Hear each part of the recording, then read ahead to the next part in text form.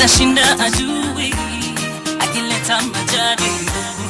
Unitayarishe, unibadilishe, mtihani nipite, mwito nitimize. Nijue kuandika, niandike maono yangu. Nijue kuhesabu, nihesabu baraka zako. Nijue kuongea, nihubiri neno lako kwa watu wako. Baba nichukue, nifunze, nataka kusoma kwa shule yako, kwa shule yako. Nichukue, nifunze, nataka kusoma kwa shule yako, kwa shule yako.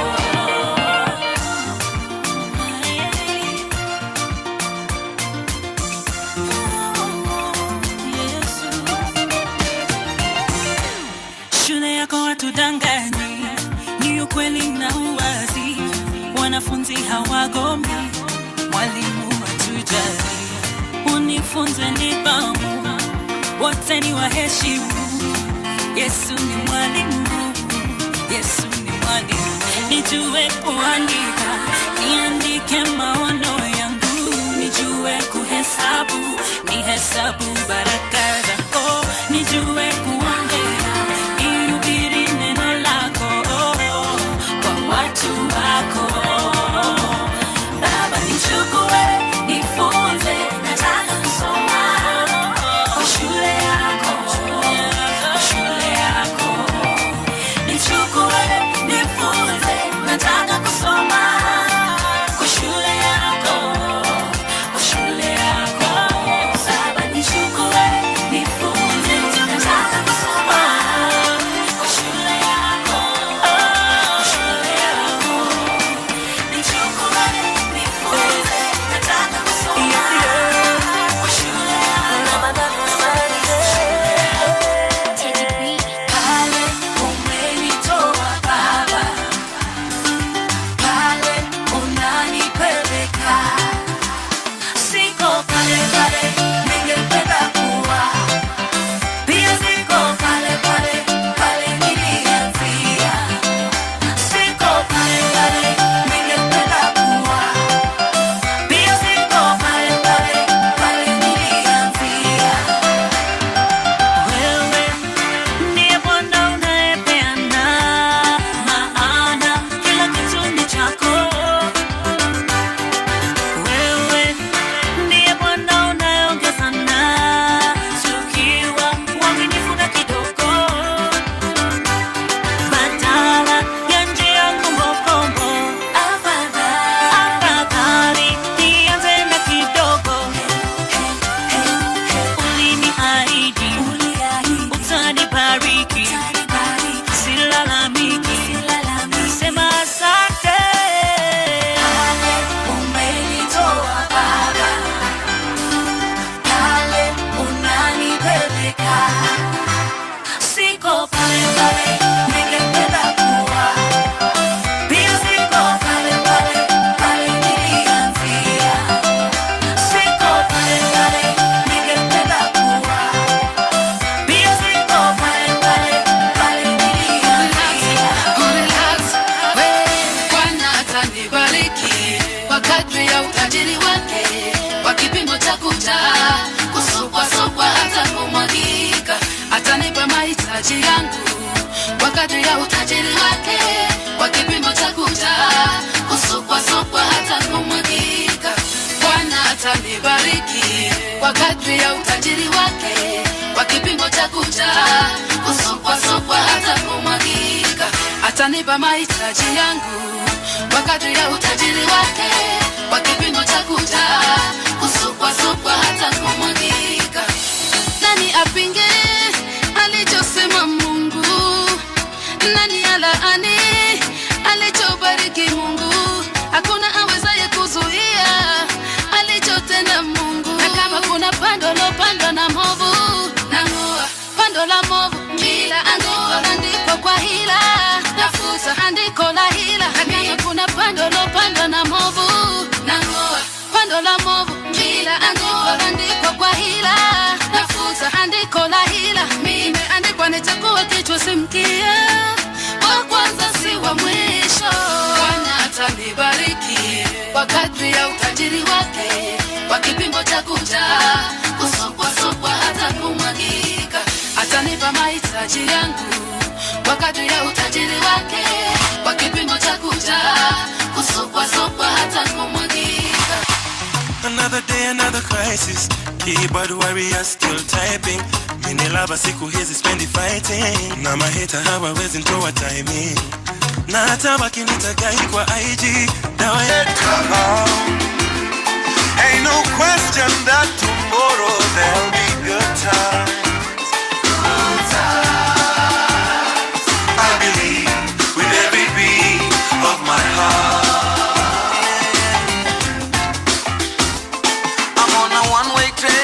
Tenda mema nenda zangu do my best. Saa zingine uanga ni noma. Imani yangu inanichoma, but I know there'll be a better day. Yeah, I'm living on the edge. Sijui nitashukia kwa gani stage. Life inanisunda kwa kona. Emotionally niko kwa border. I pray for better days. Cause I'm certain brighter days are yet to come. And no question that tomorrow there'll be good times. Good times. Oh darling, I believe with every beat of my heart. Siku zikizidi, nazidi makinika zaidi. I'm holding on a little bit longer. What doesn't kill you makes you stronger. I see a better day. Visions of love from up above. The sun is not too far away. Now I shut up, now I'm not far. I know I will be okay. Reach for the stars with everything in my heart. I know. Cause I'm certain brighter days are yet to come.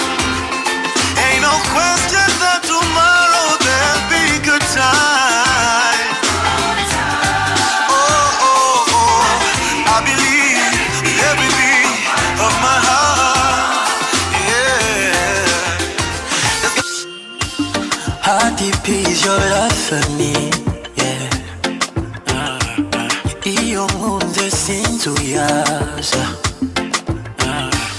Baby, you're sweet like a pineapple. Oh, darling, yeah. I took a bite and I fell in love, yeah. Would you call me honey? Yeah. Would you call me baby, love? Would you kiss me daddy? Baby, you're my addiction. I'll be here for a good time. Yeah, a good time. I could stay for a long time. Hey, a long time. When you move to the left, I go. To the right, I go. Turn around, baby. Let me know, baby.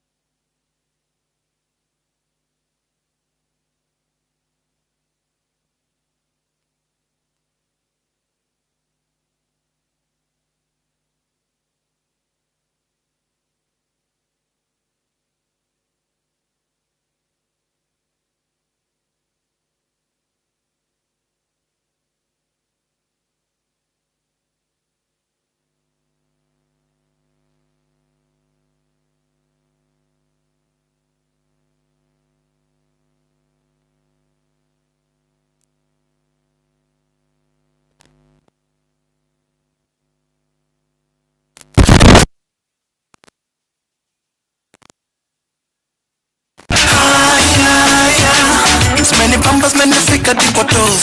Terbe your number kona pay agaki calls. Ilikunisha ndenka jipata nimedose. Ziduna daily hini dawa hini dose. Spirit iko so high uwezi shusha walai. Baby don't be so shy, tisha Kenya na die. Feeling really high, kila kitu alright, baby don't catch me there. Me gonna wake you in the air. I miss it, touch me there. Sugar down low, find me there. Hakuna cherry glass, nikisha kanyaga si. I'm always on time, Hakuna see my feet kwenye nginyo ni magrill.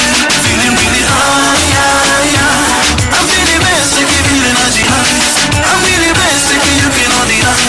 Feeling really high, and I go medi, pass me no medicine. Na doba zangu kwake ni therapy. Msembeting, na kutibu from within. A win is a win, nikisha kanyaga sin. Mokhala nice and lovely, sweet and sexy girl. Won't you catch a wine for me? Take me back to December. Ukipuliza kipenga, imechiwendo referee. Ashifura pomekuza mulima. Anainama, anainuka. Atuti dedili zudika. Hakuna cherry glass, nikisha kanyaga sin. I'm always on time. Hakuna feet kwenye nginyo ni magrill. Feeling really high, I'm feeling best if you feel energy highs. I'm feeling best if you can on the high. Feeling really high,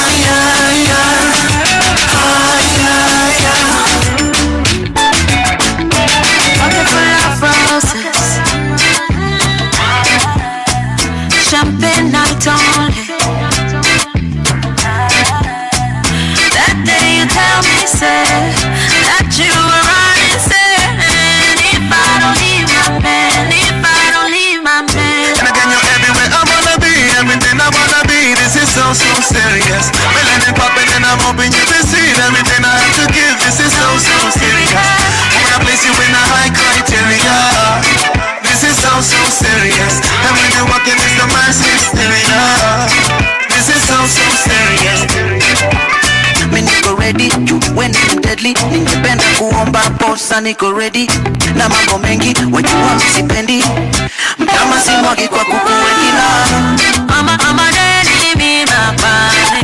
I know feeling my man. Oh, that's a heavy version shit. Anyway, I twist and turn it. Get on, tutaka mama. Bendo, aliua mama. Divo, sijihisi kama before. And I don't wanna let you go, my love. And again you're everywhere I wanna be, everything I wanna be. This is so serious. Melanin popping and I'm hoping you can see everything I have to give. This is so serious. I'm gonna place you in a high criteria. The way you put it down is a criminal. And when you're walking it's a mass hysteria. That's why I miss you at the pinnacle, yeah.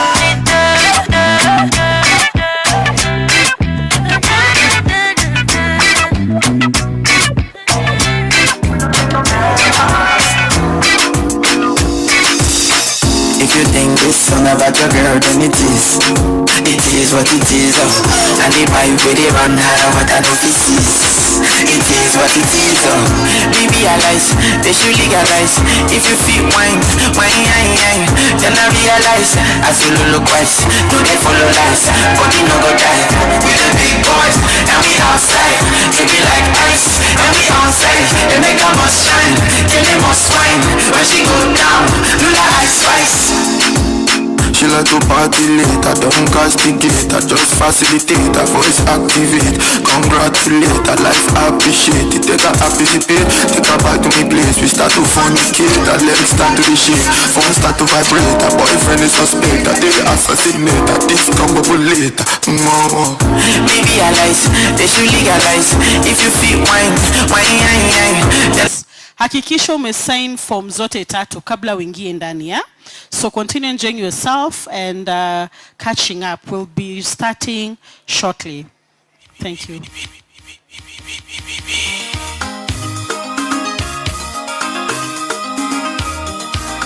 One of a kind.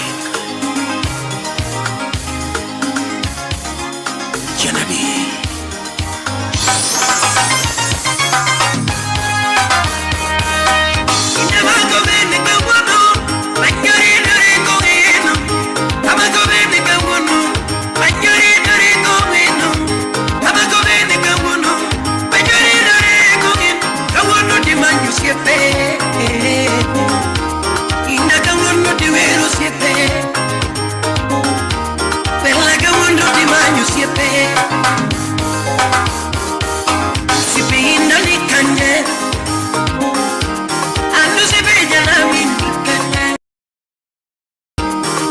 Sipinja na bindi kanye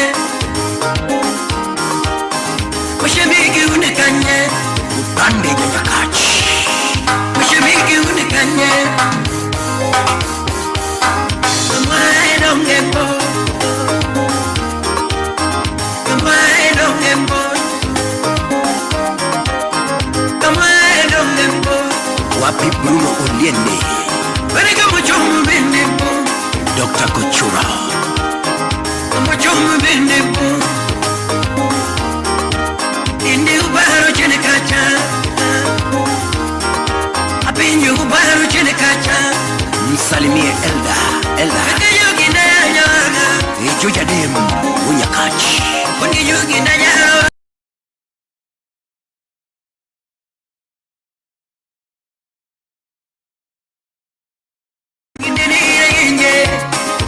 Gula lego chama Wela nyungi ni huyu mali Adeka engineer Wanuonge wasiwasi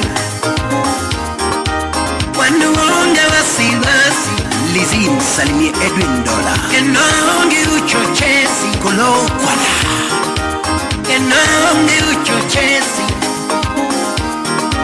Akoni waonge midomo mingi Wanuonge midomo mingi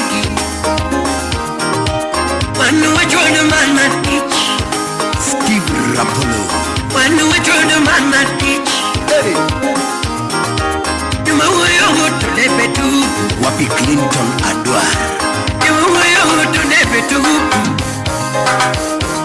Usipinagi Sipinagi walongo Sipinagi Sipinagi waleru Sipinagi yae Sipinagi walongo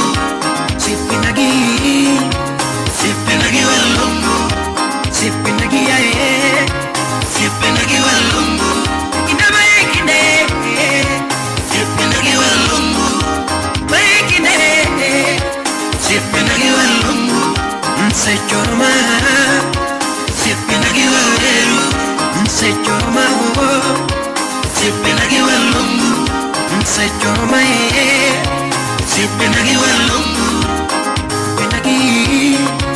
Sipinagi waleru Sipinagi yae Sipinagi walongo Maikine Sipinagi walongo Ina maikine Sipinagi walongo Msechoroma Sipinagi waleru Msechoroma Sipinagi walongo Sipinagi kanje Sipija na bini kanya Lungu sipija na bini kanya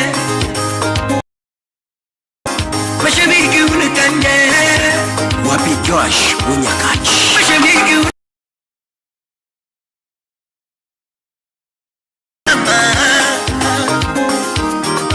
Imane dimnu tango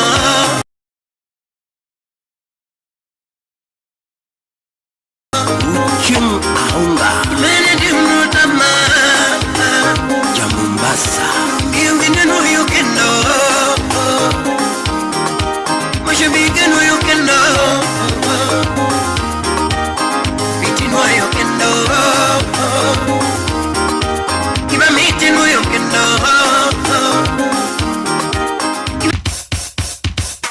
Hiya Manongoli nyasembo Tutu yo magasembo chiegini Ongado vidier na mtir Nyako pio Wendo get mos Wendo terie mos Ya nyasembo Ini nyasembo Muli nyasembo Luonge nyasembo Nyasembo Okoyanyo japomo nyasembo Ini nyasembo Nyasembo Ya nyasembo Luonge nyasembo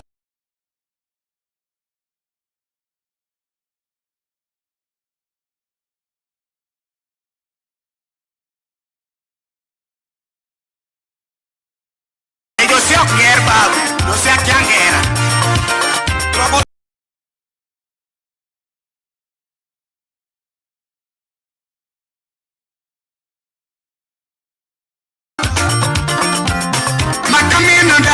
ya solo. We are wendo shemeji tino mama. Yes.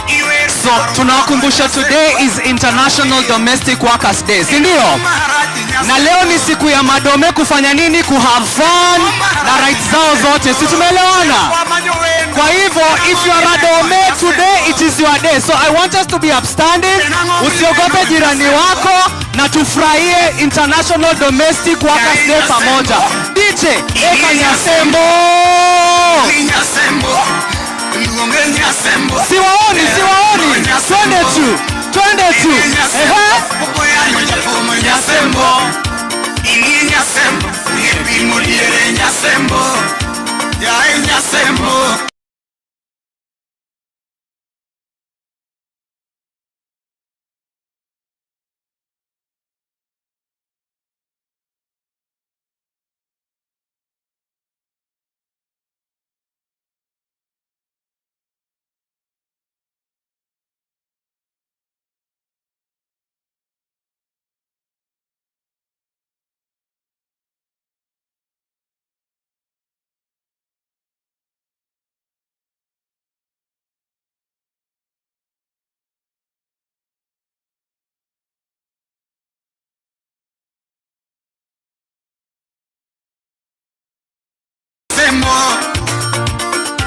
Sikwoto chakori wonya sembo sumbale koposi emana nene wendo shemeji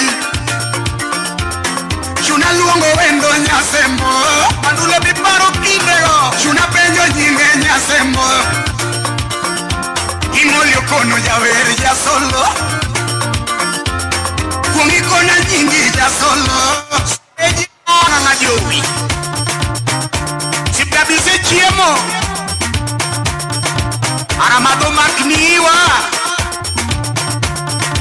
Ungi Animoli wanaromne ko akodongo Adino wanaromne ko akodongo Wanyako kelo mama Nyako pio wanaromne kuhukakado Ipare udiambo diere chama Imoli wanaromne ko akombewa Idendega di chulo mama ngo Adino wanaromne kuhukakado Nyako pio wanaromne kutingo miwa Adino wanaromne kutingo miwa Oragumo Nyako pio wanaromne kutingo ndisi Etingo kwa nyumba Adino wanaromne kutingo ndisi Chimpimbiere Nyako pio wanaromne kutingo muogo Adino wanaromne kutingo muogo Semeji yecholawa Kodika julu wanaromne Kutingo jamana Nyasembo wanaromne kutingo muogo Akino wana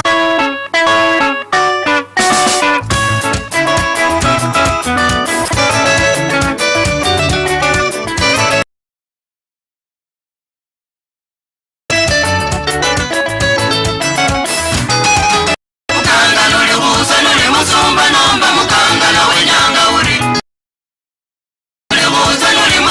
Nomba mukanga na wenyanga uri Wamanya Rosilida ni bosi wa Ali mujere wa bene Wamanya Rosilida wa bene Iwolanga Rosilida mujere wa bene bosi Iwolanga Rosilida mujere wa bene bosi wa Rosilida lero alamanya Mukanga rula sundu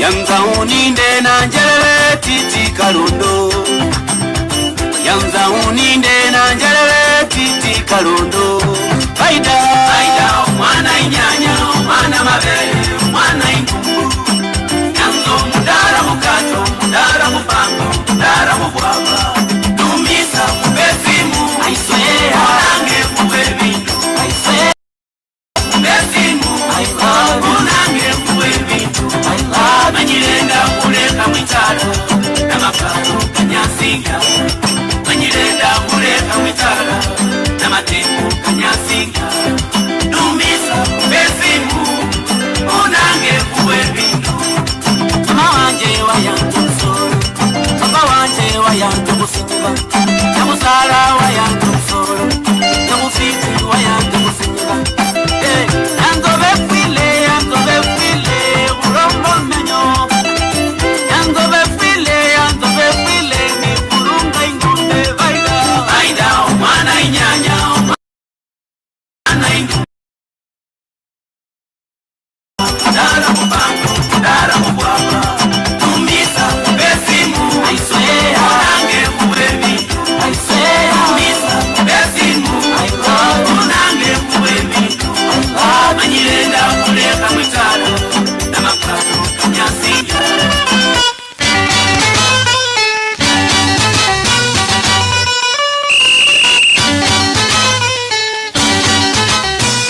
Mwanaomberi bayaye Mwanamberi ni singwero Mwanaomberi bayaye Mwanamberi ni singwero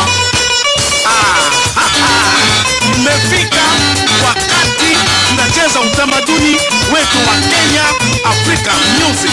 Moto moto ikiwaka and the people for number one and the royal boss is boss. Wow, moto na waka waka. Yeah, Mwanaomberi.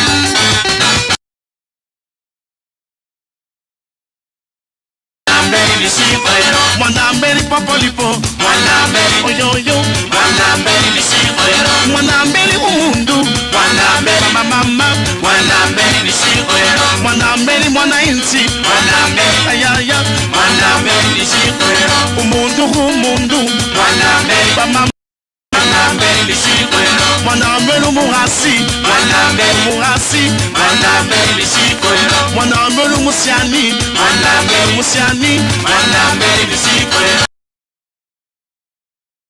umuhana Mwanamberi ni singwero Mwanaomberi umusahuru Mwanamberi ni singwero Mwanaomberi umushere Mwanamberi oyoyo Mwanamberi ni singwero Mwanamberi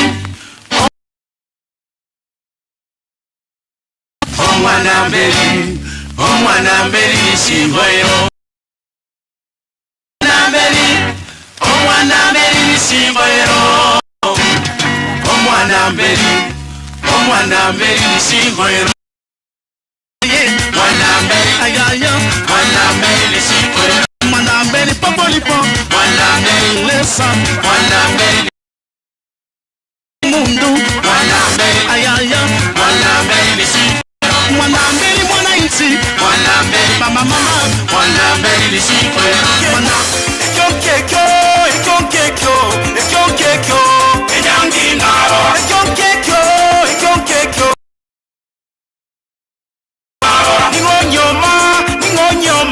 Ningonyoma Omuranara Ningonyoma Amanyara Ningareta Enero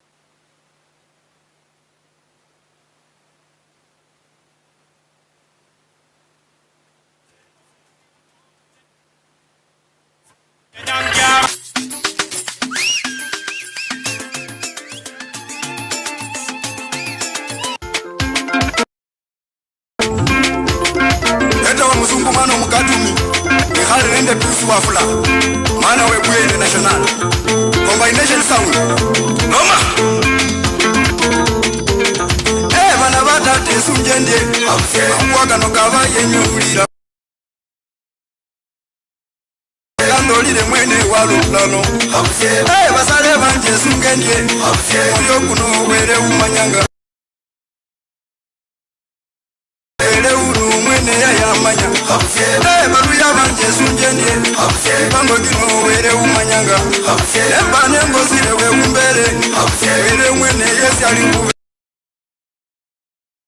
Ndoba Abandi nabo bosi basima Labikino were uwana Namosi no were ulamanga Ababiba no were yabamanya Abalayiba no Kona wacha sayenge Wale wale wale wale wale wale wale wale wale wale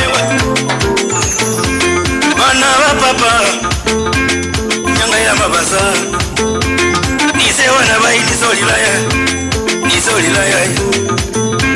Wele kama nyire Kawele kama kali Nopanga munjira Tarela weleko Bana ba papa Nyanga kanyole Na habo mutambi Nduli nyanga kanyole Bana ba papa Nyanga ya mabasi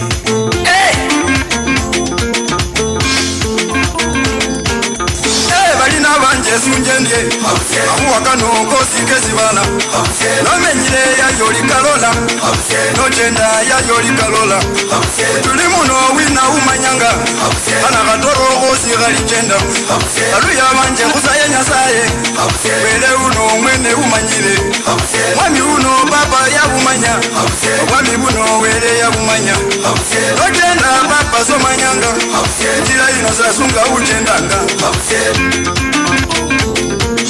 Waya kano katumire lesunge Mahuwa kano papale lesunge Lesunga bene bakatunya Lesunga yaya mukatunya Mahuwa kano wele wa meresya Yikabino nyasaye wandelera Mabene musimane Webuye musimane Ngoma waluya musimane Nairobi kwesi uwambane Tranzoya kwesi uwambane Ebaye Mahuwa kano fabenenga wamanya Nationali yesti aliranga Ajisa mahuwa kano nyasaye yakamanya Obubini wewe mayi noloka Owasyo ubini goku Wele uno mwene ya mumanya Mwana o mundu papa alimenya Sina sikira papa kulolaniro ubi Wele uno mwene ya mumanya Sina sikira papa no hangenera Wele uno mwene ya manya Notenda bindu nabikalikanya Tuli muno papa bilimona Yawibanga ebindu bya bene Tuli muno papa bakutire Yakaisari muwelese kaisari Yawele nabyo mukalusiro mwene Wale wale wale wale wale wale Ayaya Banaba papa Banaba papa Isi titi mukabane Titi mukabane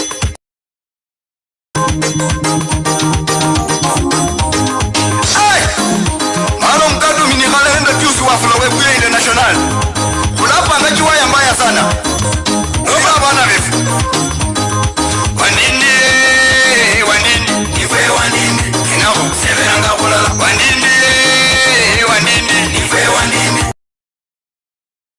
Jaba habanga Jingano njecho Nife wanini Alaho Severanga kulala Mahuanga ku Nife wanini Alaho Severanga kulala Mubungoma muno Nife wanini Inaho Severanga kulala Baluya wano Nife wanini Inaho Severanga kulala Ulanzo ya babekale Jingano jakwa Nife wanini Wanini Nife wanini Inaho Severanga kulala Bana bebu Nife wanini Barure mukulu Severanga kulala Bana bebu Barure na Nife wanini Barure mukulu Severanga kulala Nife wanini Nendo mujera Severanga kulala Bamuko mujera Weteremi Nife wanini Njagala Severanga kulala Nife wanini Bachetambe Severanga kulala Waduka mubumwe menywe njori yakwa Nife wanini Severanga kulala Maibira mulukulu kochikano chakwa Wende makemo Baba bachasi batuha bole makemo Iwe wanini Severanga kulala Baba basiru Iwe wanini Wangako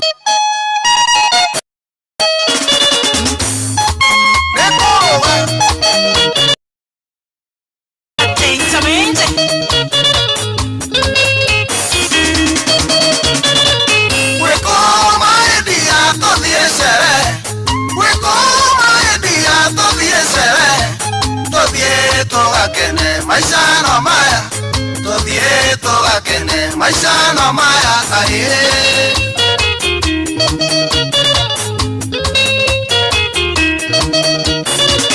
Tomi sete mono maidia. Kama mashire ine makwano wetu. Tira hayo kwenda, todie shere. Todie toga kene. Maisha no maya, aye. Mheshimiwa Triza Wajiro Mwagi Niterera peote de pio Kazipo mhesh Nyandai sina biona ihako wa maguta Nyandai sina biona ihako wa maguta Niroka kekuaraga todie shere Todie toga kene Maisha no maya Weko weko Weko weko Weko weko Weko weko Weko weko Weko weko Weko weko Weko weko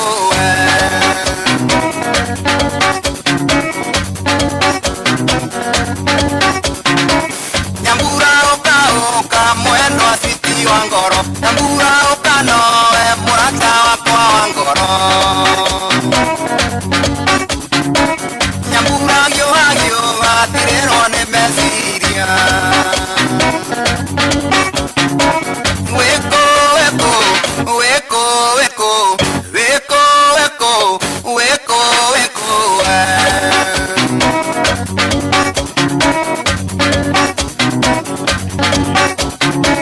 Ngorongoro neta ibuku Nyambura wa mithoma Amenyenda mano ngoro yakwa endete Nikio ndiragweta narua thirĩrwo nĩ igoru Weko weko Weko weko Weko weko Weko weko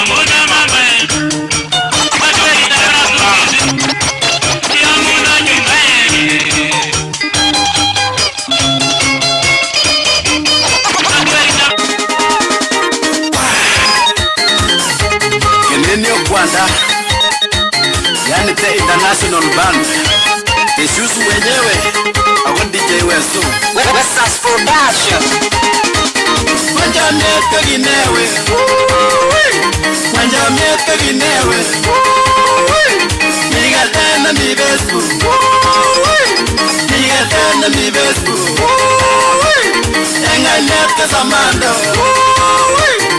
Enga miete samando Mengunenga randito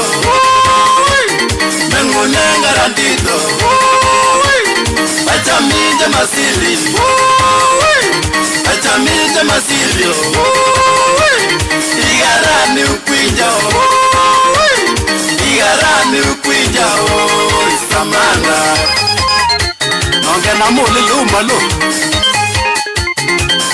Ibaibato kitinginya nandis Mweshimiwa Kisi wangu lejon high Kisi wangu Aler bujama wal jigiri Aler bujama wal jigiri Kulle njama mbo pipi Kulle njama mbo pipi Ale njini korada Ale njini korada Koya kwa mawato Koya kwa mawato Mawane birilo Mawane birilo Samanda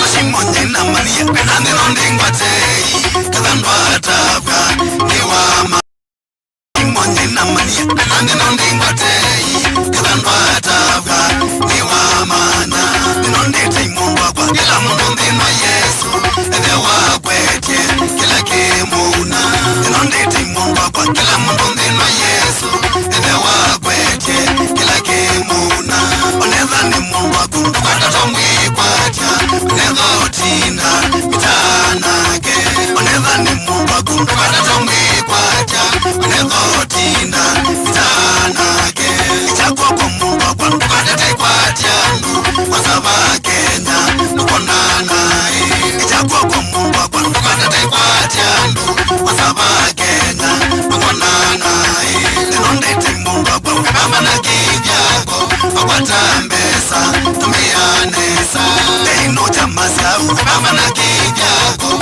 Wakwatambesa tumianesa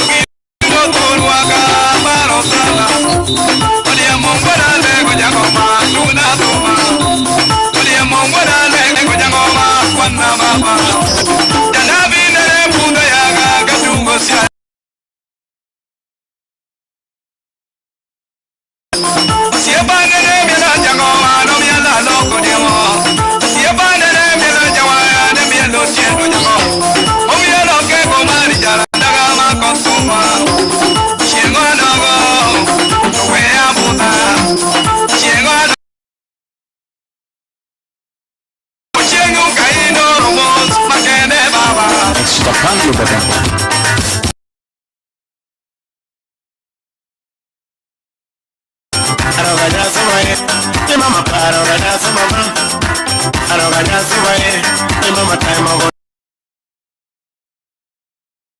Samara time of Nasi, Mama time of Nasi, Abenya Penya Bendiera, Abenya Penya Bendiera, Arakorumo.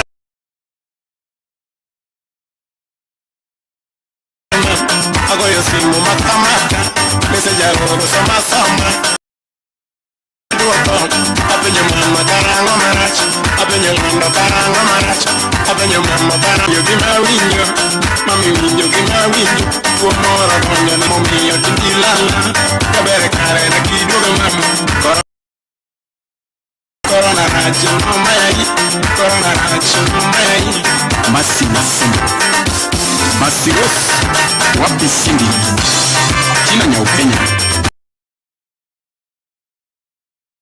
Kuno Governor, Nasri Kwak, wapi Sharon Yama, Paul Makodera Udisene, and Ruwain Unyaka Chaguruga Kai.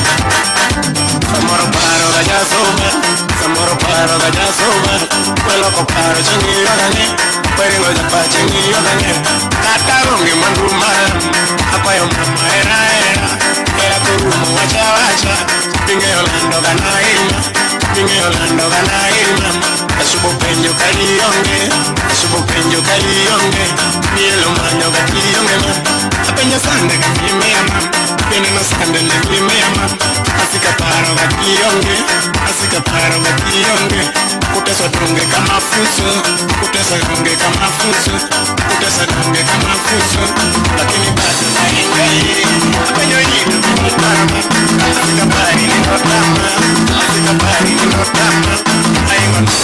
Tamu kupendwa na, tamu nasikia, tamu kupendwa nawe. Tamu kupendwa nawe, tamu kupendwa nawe. Maneno maneno tumeyazoea, vijineno neno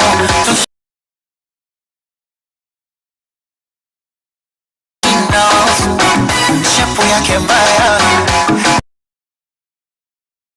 Himalaya, waina wabusu milioni Sababaya na mwakavu, lazima wachuchume Wabengia chakike Chakike Wabengia chakike Chakike Wabengia chakike Wapenzi letu Chakike lazima wachuchume Wapenzi letu Chakike Makukote, Mabutali, Don Mendes, Bajuni, Bajuni. Chumbani endesi, unipatie panado, kuzenga sambiasi, na mashuti ya Ronaldo yani.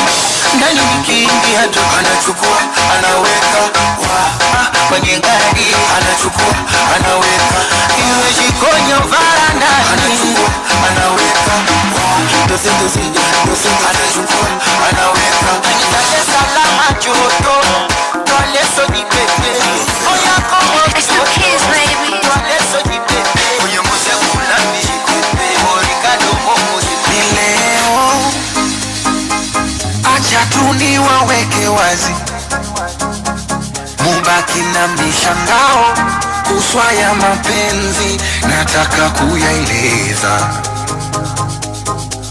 Na leo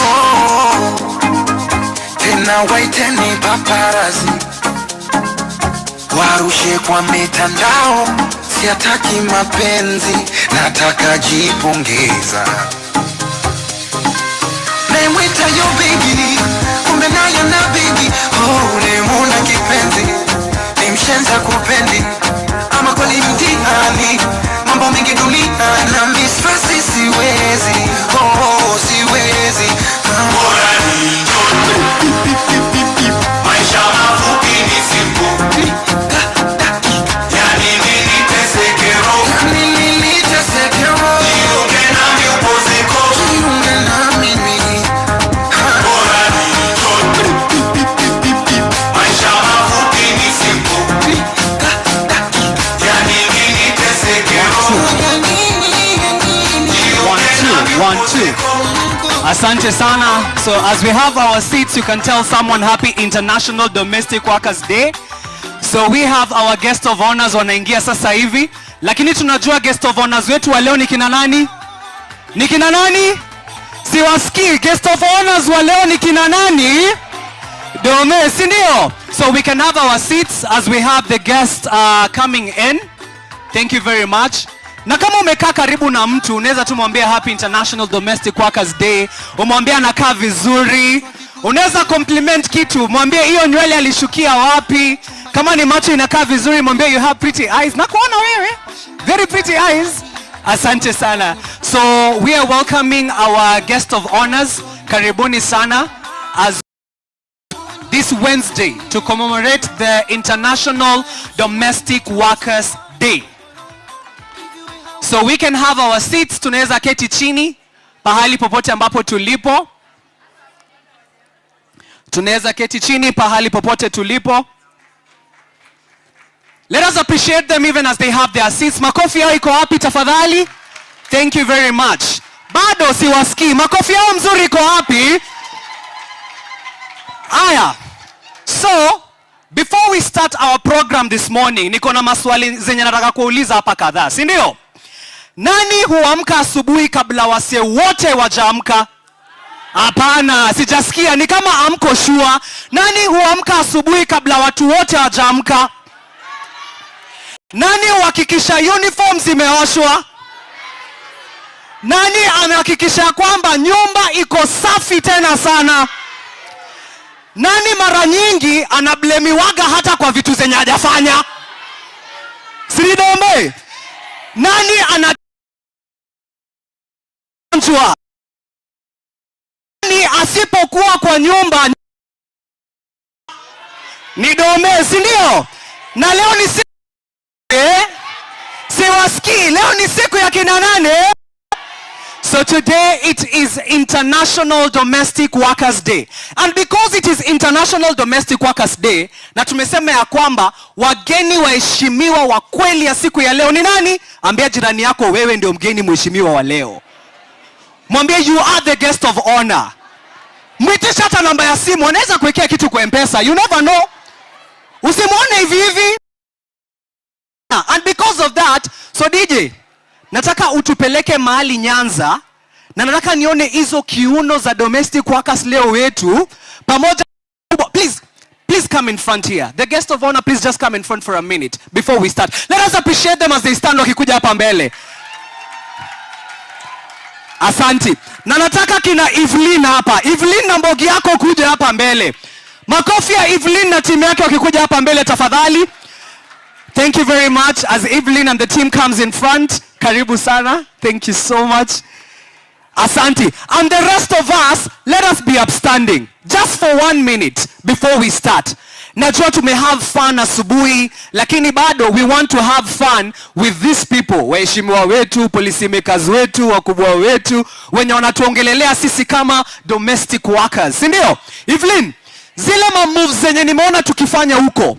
So whatsoever Evelyn does and the team, we are following hizo moves sisi wote pamoja. Are we guys together? Tuko tayari? If you're happy, can I hear some noise from domestic workers? Can I hear some noise from all of us? DJ, kazi kwako. So kila mtu nataka twende hapo tu hivyo.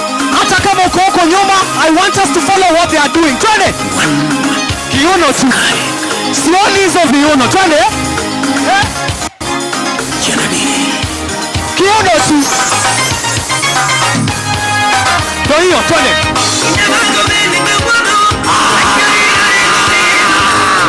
Tunasema leo ni International Domestic Workers Day. We are here to celebrate domestic workers. Kila mtu twende hivyo. Kila mtu mkono hapa. Kila mtu mkono hapa. Twende. Twende. Twende. Siwaoni. Kila mtu hapa twende. Ehe. Twende. Hapo. Aya. Aya. Nataka twende nayo chini pole pole. Twende chini. Twende chini. Twende chini. Twende chini. Twende chini. Twende chini. Aya. Ehe. Kwa hiyo. Kola ngoma pole pole. Kola ngoma pole pole. Aha. Twende tu. Twende tu. Ndio hiyo hapo. Asante. We are saying happy International Domestic Workers Day. We are here to celebrate all the domestic workers, to celebrate their rights, the amazing work they are doing out here.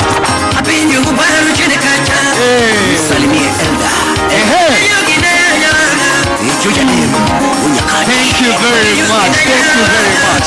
Asante sana. Please let us appreciate them. Na tafadhali usikae chini kwanza. I want us to be upstanding. Kila mtu kwa meza naomba tuweze kusimama. Hivyo tu venye tuko round kwa hiyo meza. So, today we are here and we are saying we are here to celebrate the domestic workers for the amazing work that they are doing in our country. Bila domestic workers tunajua hakuna kitu yenye inaweza fanyika hii nchi. Ukweli ama uongo? Kwa sababu nyinyi ndio mmeshikilia hii economy. Bila nyinyi, bila hiyo chai kupikwa hapo asubuhi, huyo mtu hawezi enda kufanya kazi. Si ukweli? So you guys are very important and that is why we are here this morning to celebrate you. And so as we start, I want us to do a check-in and a self-care in the morning. So I want you to turn, usiangalie jirani yako. Hivyo tu, angalia mgongo yake, angalia mgongo ya jirani. Unaweza angalia mwingine, angalia mwingine, angalia mwingine. Hivyo angalia mwingine, angalia mwingine. So, in the project that Oxfam has been partnering with You, the Live Kenya, we've been saying that it is time to care. Sindio? And so I want you guys to care for the person who is standing in front of you. Are we together? Your hands na uwekele juu ya mabega yake. Just take your hands and ekele. Mwekele tu hivi juu ya mabega. Mwekele mkono zote mbili. Mkono zote mbili. Ekelea juu ya mabega. Asante. Hivi venye hii meza imefanya. Hivi venye hii meza imefanya. Hakikisha umekelea mtu mkono hapa kwa mabega. Hakikisha umekelea mtu mkono hapa kwa mabega. Unajua wakati mwingi as domestic workers tunafanya kazi nyingi lakini we never get time to care for ourselves. Si ukweli? So today we are getting an opportunity to care for you. Muulize siku ya mwisho mtu alikufanyia massage ni lini? Muulize tu hivyo. When was the last time that someone did you a massage? When was the last time that someone did you a massage? And this is your moment. So, I want us to go pole pole. Hapo kwa mabega, zishike tu vizuri. Twende pole pole. Pole pole tu. Pole pole, mshike tu vizuri. Muulize, are you okay hivyo? Mshike tu vizuri. Kwa mabega, hivyo. Twende tu pole pole. Pole pole. Haina haraka. Haina haraka. Unaweza geuko muulize, how are you feeling? Unafeel aje? Unafeel aje? How are you feeling? Alafu, hapo kwa mabega tu, gonga gonga hivi pole pole. Pole pole tu. Mgonge hivi tu pole pole. Mgonge tu vizuri. Vizuri. Vizuri. Mwambie wewe ndio dosi leo. Mwambie wewe ndio mkubwa leo. Alafu sasa huko kwa mgongo, naonaga kuna ile unagonga usipigane ngumi, hatuko hapa kujibivi. Nataka tu ugonge vizuri hizo knuckles. Gonga tu uko joints. Vizuri, mgonge tu. Vizuri tena sana. Mgonge tu vizuri. Mgonge tu vizuri. Alafu kwa sababu niko sure kuna mtu mmoja hatafanyiwa massage, nataka sasa geuka hiyo side nyingine. Naona kuna wenye wamefurahia vibaya tena sana. Mlikuwa mnajiuliza ni saa ngapi? This is the time, okay? Tuanze, anza hapa kwa mabega, mabega, mabega, shika mabega vizuri, shika mabega vizuri. Siwaoni, shika mabega vizuri, endelea tu, endelea tu. Aya, gonga gonga, gonga gonga, gonga gonga. Gonga gonga tu mabega vizuri, gonga gonga mabega vizuri. Aya.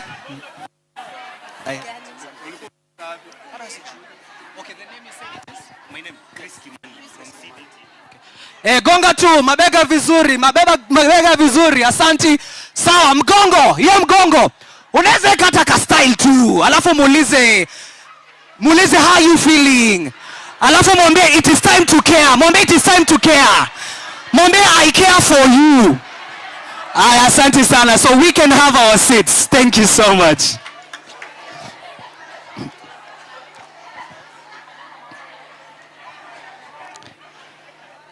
Asante sana.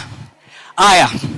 So, because we understand that today it is International Domestic Workers Day, na leo asubuhi nikikuja, kuna mtu nimesikia kwa meza ambao nilikuwa nimekaa akisema, hii Kenya kama hautajipatia raha, hakuna mtu mwingine atakupatia raha. Si ni ukweli? So this is your day. You can be as free as possible. Tumeelewana? Kama ni time ya have fun, wewe jua ndio space yako ya have fun. Are we together? So in just right now, I would love to welcome my co-moderator ambaye atakuja kutuanzia officially the program of the day, and that is none other than Chris. Please let us appreciate Chris as he comes so that we officially start the program. Karibu, makofi yake hadi afike. Thank you so much. Wow. Thank you so much. Hamjambo. Wamama hi. Wababa ni aje? You see, now this is where the problem starts. There are very few gentlemen in this room, sindio? And we need to include more men in these conversations. As we say, it is time to. That is our hashtag for the day. The hashtag it's time to. And the hashtag is IDWD 2025, International Domestic Workers Day 2020. Thank you. So thank you so much for creating the time to be here today. My name is Chris Kimani. I will be your co-host for the day together with my able team. I work at the Center for Domestic Training and Development, currently leading our decent work and labor migrations pillars. Na nimefurahia sana kuwaona nyinyi wote, si ndio? Yes, so before we dive into today's program, today's very powerful and impactful program, I just want to share a short story. This is the story of Malkia. Malkia, a young girl in the rural village somewhere in Kenya, 15 years of age, but she has never gone to school. Not because she's not bright, not because she is a failure, but simply because the family lacks the resources to put her to school. So in this desperation, the parents decide to send her to go and help out somewhere in a home in Nairobi. She goes, she works tirelessly for at times 15, 16, 17, 18 hours in a day. Waking up in the morning, preparing the kids to go to school, cleaning up messes, wiping away dirt, and at times also wiping away also her tears. This is not just the story of Malkia. This is the story of millions of domestic workers in Kenya and also across the globe. But today we are here to affirm that if Malkia misses in that home, the home will crumble. Ukweli ama uongo? Who looks after the children in the home? Domestic workers, sindio? And today we are here to affirm that Malkia's story is real. Domestic work is real work, as per the theme for the day.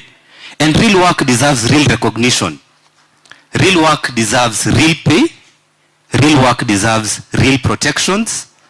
So as we stand here today, today is not just a day to commemorate International Domestic Workers Day and celebrate. We are here to affirm that domestic work is real work. And that is the theme for the day. So say it after me. Domestic work? Domestic work? Domestic work is real work. Thank you so much. So today we'll have a very powerful program that will involve a few high-level policy discussions. We'll have domestic workers entertaining us with a few skits. We'll have partners sharing remarks about the works that they do. Na above all, tuko hapa kujichangamsha na kusherehekea, si ndio? Tumeambiwa hii siku ni ya nani? Hii ni nani? Hii siku ni ya? Bas.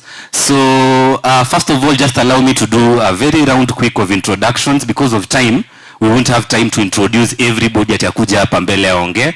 So maybe we'll just start with our guest of honors for the day, our domestic workers. Simameni nyinyi wote. Domestic workers, wenye wako, please be upstanding. All domestic workers in the room, this is your day. Happy International Domestic Workers Day. We value you, we care for you, we love you, and we are here actually to say that the work that you do is very important to all of us. I believe our domestic workers deserve a better round of applause. Make some noise for our domestic workers in the room. Amazing. We also have partners and CSOs who are in the room. Please be upstanding, all partners and CSOs who are in the room. Simameni tafadhali. Civil society actors, who are in the room. Hawa ndio watu wenye wanatetea haki za binadamu na haki za wafanyikazi wa nyumbani. So let's also give them a very big round of applause. Thank you. We have unions represented here. All trade unions present in the room, please be upstanding. Pia nyinyi tunawakaribisha na tunawarecognize. Unions, all the unions in the room, unions are domestic workers. Thank you, thank you, thank you so much. Do we have employers? Yes, employers of domestic workers, please be upstanding. Thank you. Thank you, thank you, thank you so much. And last but not least, we also have our duty bearers who are government. So government actors in the room, you people have the highest duty of care, and we are very, very glad that you made it to the room. Oh, I almost forgot. I would love to also recognize development partners in the room who are also there. Please be upstanding. I can see Madam Helen from ILO is here. Yes, yes. Makofi yake, please, tafadhali. Thank you, thank you, thank you. Yeah, so today's Domestic Workers Day. We'll have a very, very powerful program, but before we dive into the program, we'll request that we all be upstanding for the national anthem.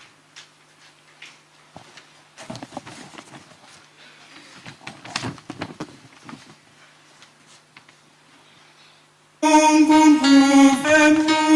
nguvu yetu.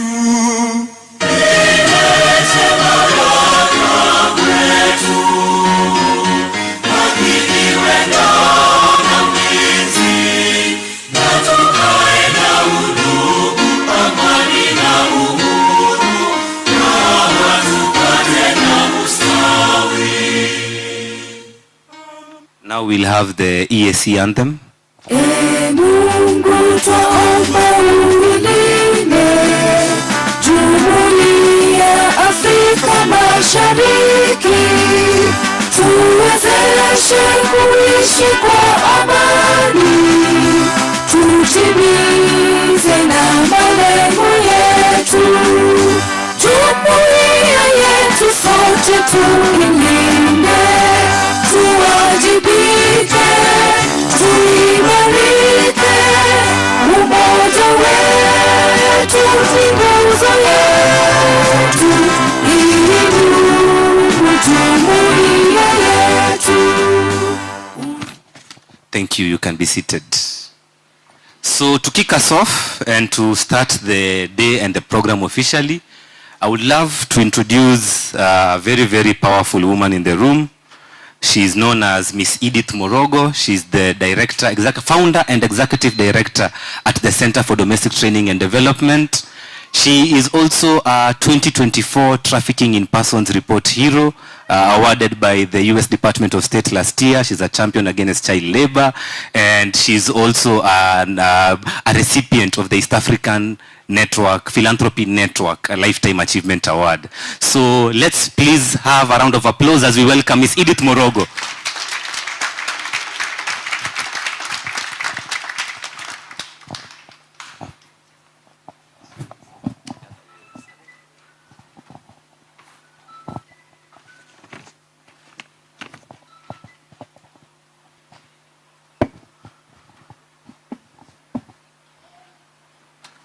Wafanyakazi hoye!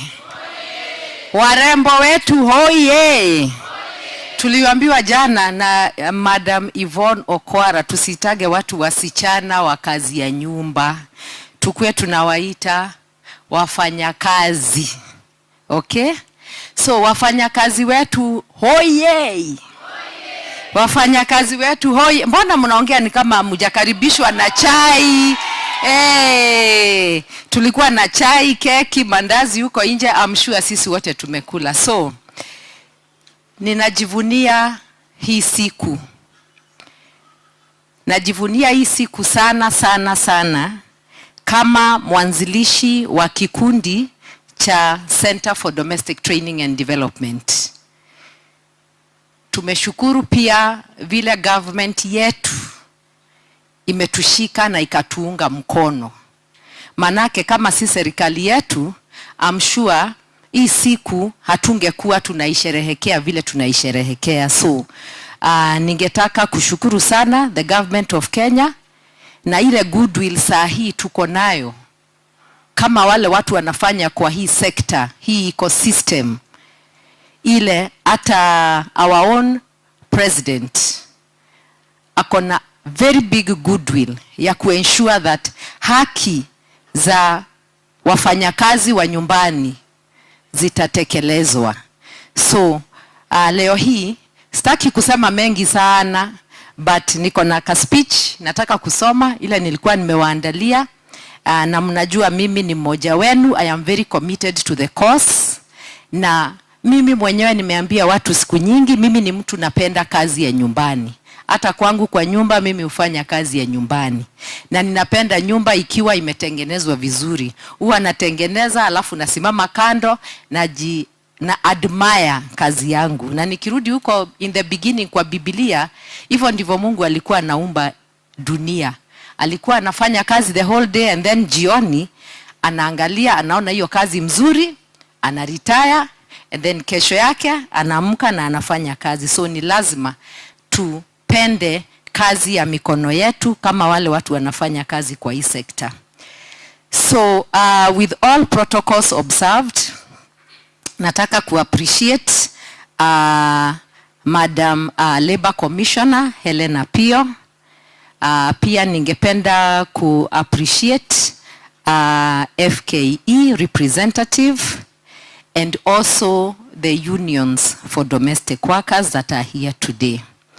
I would also like to appreciate ILO partners who are in the room, and then now also wale wametuwezesha kukua hapa leo, Oxfam Kenya, for the support that they have given to this event. And everybody else, nataka tu niwa appreciate sana for being here. So good morning, distinguished guests, government representatives, development partners, trade unions, friends from civil society, the media, and most importantly, our domestic workers and their champions. There are so many champions in the room, wale wametuwezesha pia kuwa mobilize.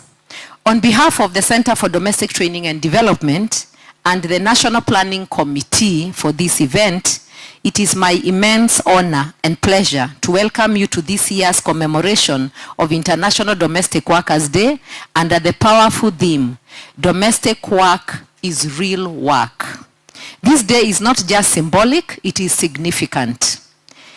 It commemorates the adoption of ILO Convention 189, a landmark convention that affirmed what domestic workers across the world already knew, that their labor matters, that their contribution to families, communities, and economies is real, valuable, and deserving of protection.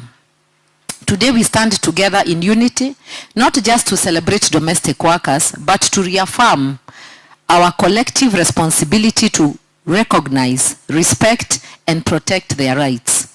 Let us remember that domestic workers are the quiet enablers of our society.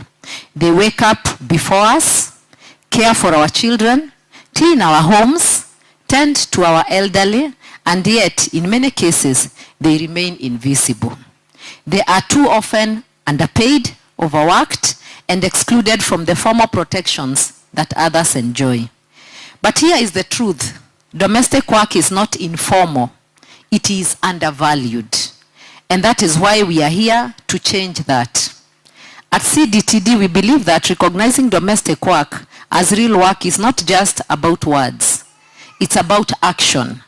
It's about investing in skills development, offering pathways to social protection, advocating for policy change, and amplifying the voices of domestic workers at every table where decisions are made. Over the years, we have worked hand in hand with domestic workers, many of whom have gone from being unseen to becoming leaders, organizers, and change makers. We've seen the power of transformation when domestic workers access training, and I repeat, training, financial inclusion, and safe employment. This year's celebration is also deeply special because we are witnessing renewed momentum following President William Ruto's pledge during this year's Labor Day celebrations. There's a clear political will for Kenya to ratify ILO Conventions 189 and 190. We thank the Ministry of Labor and Social Protection for the steps taken so far and urge continued collaboration as we push toward full ratification and implementation. To our partners, thank you for your tireless support, whether through legal aid, training, shelter, or advocacy. You are walking this journey with us, shoulder to shoulder, with workers at the front lines. To the government of Kenya, thank you for your growing commitment. We urge you to go further by institutionalizing this day, include it in budgetary planning, and integrating domestic work into labor policy frameworks at every level. And to the domestic workers present here and across the country and across borders, those who are working in the Gulf and other parts of the world, this is your day. You are not voiceless. You are powerful, and you are never alone. Let this gathering today be a rallying call. Let it be a reminder that domestic work is skilled, essential, and dignified labor. That care work is a foundation upon which our entire society rests. Let's celebrate, yes, but also recommit to action, to solidarity, and to justice. Because domestic work is real work, and every worker deserves dignity, rights, and respect. Happy International Domestic Workers' Day to all of you. Thank you.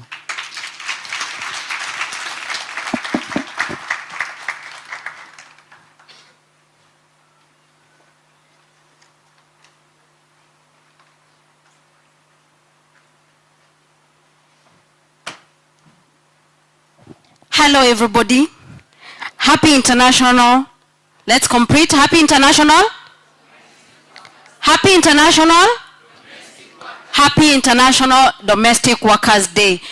Tuseme domestic work is real work because all of us are here. You are a parent, you're a mom, you left your child with someone, your child is well taken care of, they are in school, they are going to come back, your clothes are clean, you're cooked for, everything is prepared for you, and you're not at home full time, you're working, and everything is okay at home. So we should appreciate those people who do that work all the time. At the moment, I'm happy to invite our beautiful lady, Gender Justice and Women Rights Program Officer, that is Purity Jabal from Oxfam in Kenya, to come to present to us on the presentation on gender prevalence within the domestic work sectors. Thank you very much. Welcome, Purity. Thank you, Flomena. Happy International Domestic Workers' Day. I'm excited this morning. As you've heard, my name is Purity Jabor. I work with Oxfam Kenya as the Gender Justice and Women Rights Program Officer, and we are so excited to be partners in, recognizing this day. So what I'm about to share with us, we undertook a study. Tulifanya utafiti from last year. Na hiyo utafiti yetu tulikuwa tunaangalia dhulma katika kazi za nyumbani. Prevalence of domestic it's the prevalence of GBV in domestic work sector. Na hii utafiti ilikuwa inatuwezesha tuangalie jinsi gani tutaendeleza kazi yetu kama Oxfam kuhakikisha the work environment ya domestic workers, it is decent, it is safe, ndio ye pia a thrive.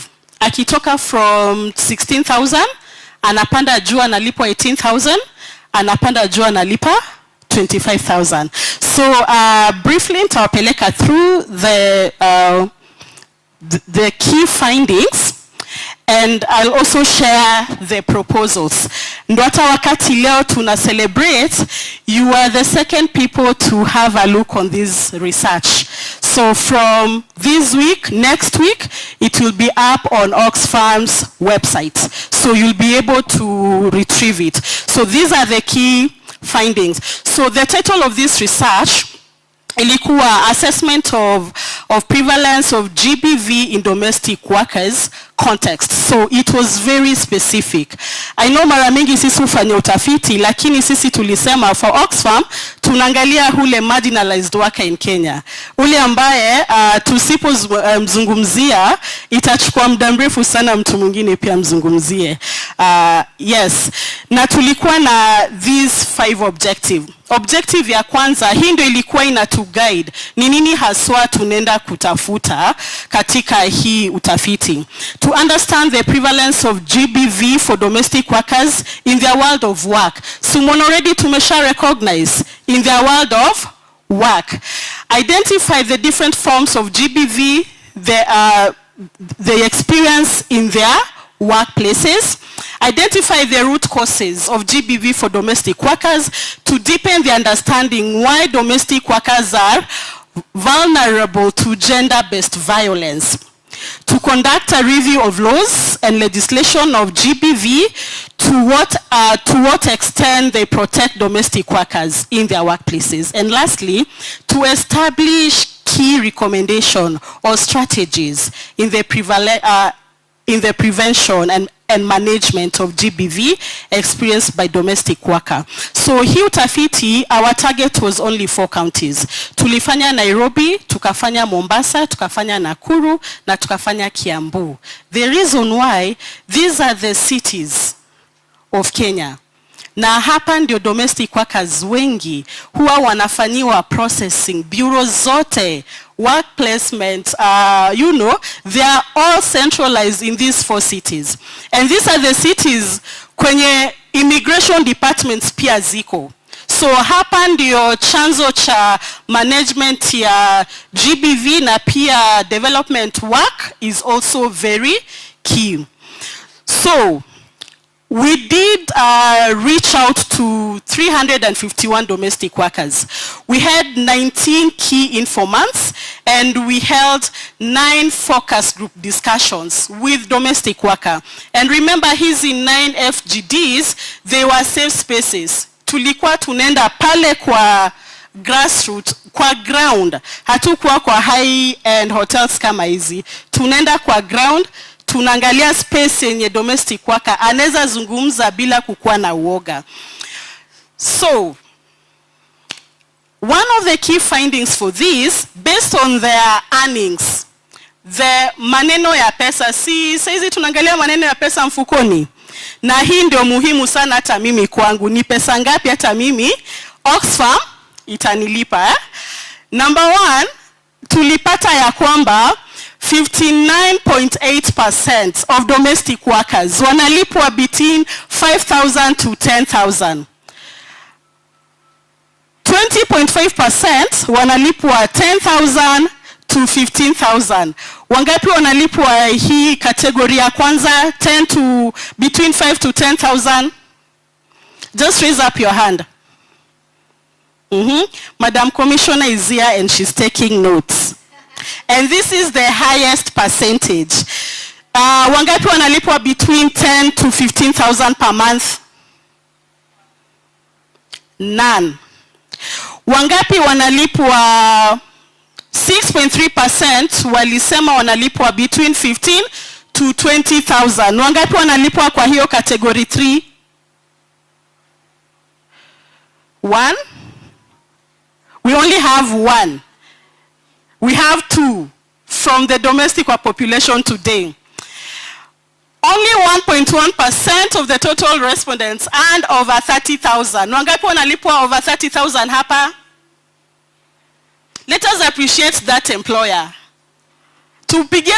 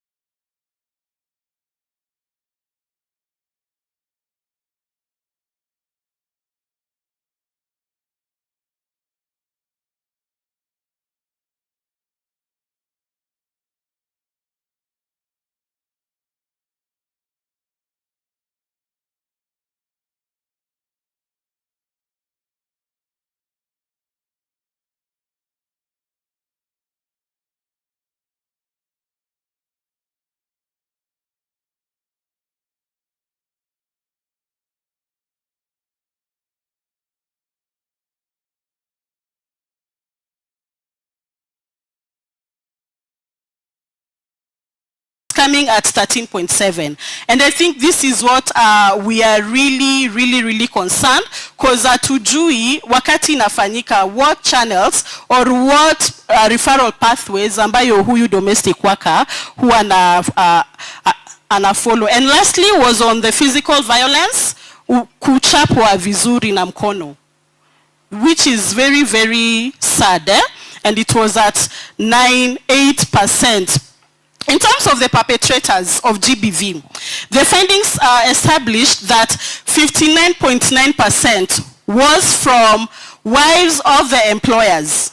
So the females in those households are the main perpetrators of GBV, of all forms of GBV.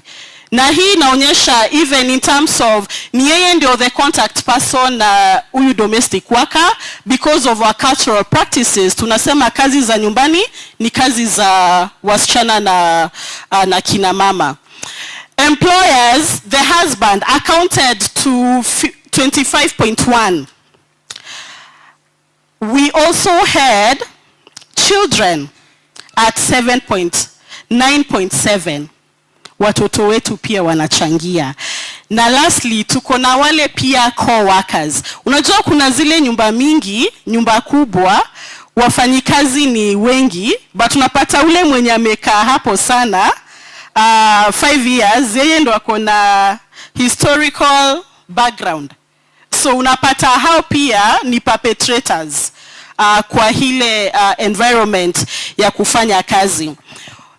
The key causes of GBV among its domestic worker, it was established that there is lack of recognition of human rights.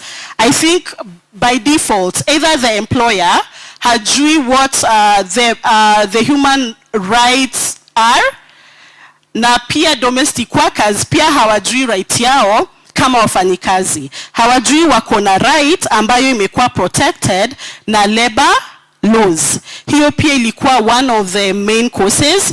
Ingine ilikuwa unequal power imbalance. Juu wakati ako pale nyumbani, anaona ule mwajiri wake ako na power over, ako na nguvu mingi sana kumshinda.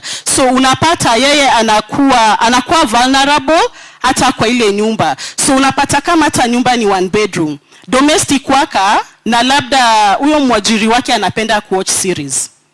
Hiyo nayo mimi nimeshuhudia. Anapenda series. Huyo msichana, huyo mfanyikazi analalanga mezani, analala sitting room. So she cannot sleep because the employer anafollow series na kwa season 3. So mpaka awatch yo series yake saa 9 ndio mfanyikazi anenda analala, na by 5 pia anakuwa ameamshwa. So unaona hiyo pia cause hana sauti ya kusema ni wakati wangu wa kulala. Juu kwa contract alisema inafaa mke sangapi na lale sangapi. It was not defined. The other key one was absence of contract in terms of work. I think pia nilitajia jana juu it is one of the emerging concern within a domestic work sector. Wakati unamwandika, wajiri wengi hawapati hawa wafanyikazi contract. Mbona inafanyika kwa formal employment so that I can hold my employer to account. Na nimwambie based on my contract inafaa nifanye kazi for 7 hours. I am entitled to 21 days of annual leave. Na kama nimefanya kazi during weekends na public holidays, I have to be compensated. Na pia wakati pia nimejifungua niko na provision ya 6 months. At Oxfam our maternity leave is 6 months. Na wakati wa International Women Day, all the female staff, that is also our public holiday. So we don't work. And if it happens that of course you are part of the national celebration, we have to be compensated. So we take a day off. So wakati your contract, it is well explicit that hivi ndio inafaa nifanye kazi. But pale nyumbani unapata domestic worker hajaambiwa mali pako pa kufanya kazi inaishia hapa. Mali pa kufanya kazi, mahali time yako ya kufanya kazi ni from this time ni to this time. Na kwa hii nyumba yangu niko na watoto 2. So watu ambao inafaa unisaidie kazi nao, it is a family of 4. But wakati tuko na long holiday, Wakenya I think public holiday ni time ya sherehe. Ishike. But wewe unaleta, your relatives comes to visit and your domestic worker don't go for that public holiday. What happens? Number one, you have expanded a scope of work. Umemongezea watu wa kuwafanyia kazi because your sisters are visited. She's also going to prepare more food. Instead of ya portion ya watu 4, anatengeneza portion ya watu 8. That was not part of the initial engagement. So it has to be, so the contract, this is where the big issue is. Ama saa zingine umechoka, employer amechoka na mwambia, nilete chakula kwa bedroom. Bedroom is not her, it is not her place of work. Place yake ya kukula, inafaa kukua wapi? Mezani. And lastly, it is the cultural acceptance of violence. Unfortunately, we are African and Africa is our business. What does our social cultural norm says about violence?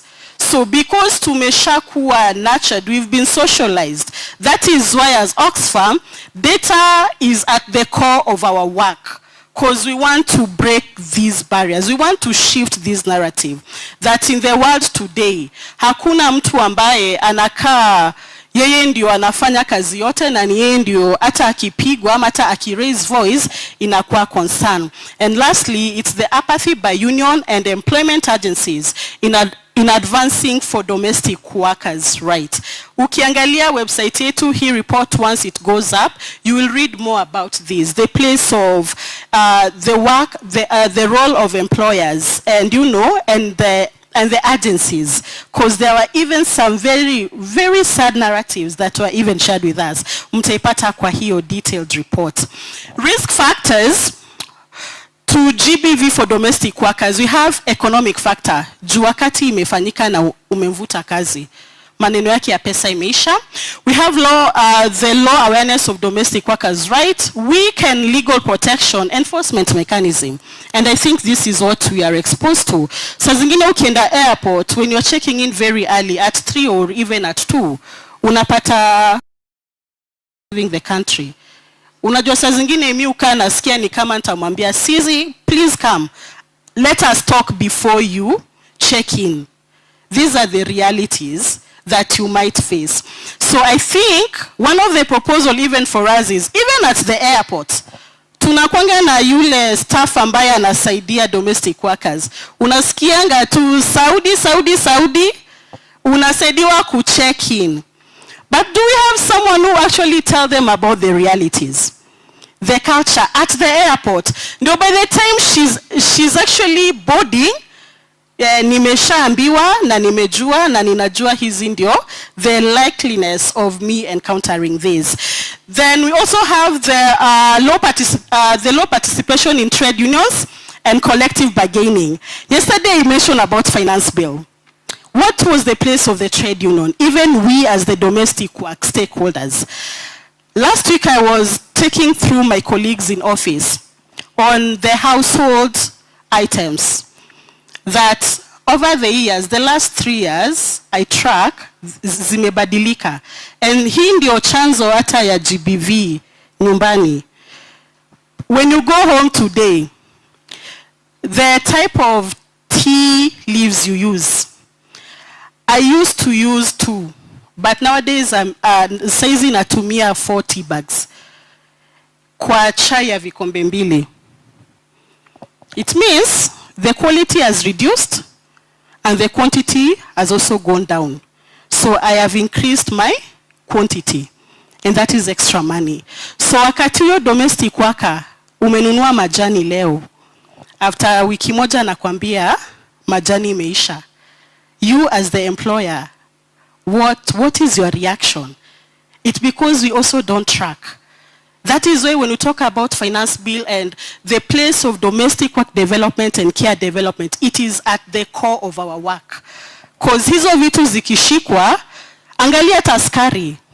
How many teaspoons do you use today? Ndio chai ishike, chai kue venye inakuanga. You actually, if you start tracking, you are using more teaspoons. the sweetness of sugar is also going down. Look at the cooking oil. Na uangalie unga. It is becoming more finer. So you are using more flour to prepare small ugali. All right? Unfortunately, I've also discovered that apia salt. Saizo ukitumia chumvi. You are using, yes. So when we're talking about, participation of the trade union, and we as the stakeholders of domestic workers, these are the things that finance bill ikikuja, yes, please don't touch on 1, 2, 3, and these, right? Then angalia tapia detergent yenye unatumia. I don't want to mention, kuna hiyo ambayo nilisha drop because it wasn't working.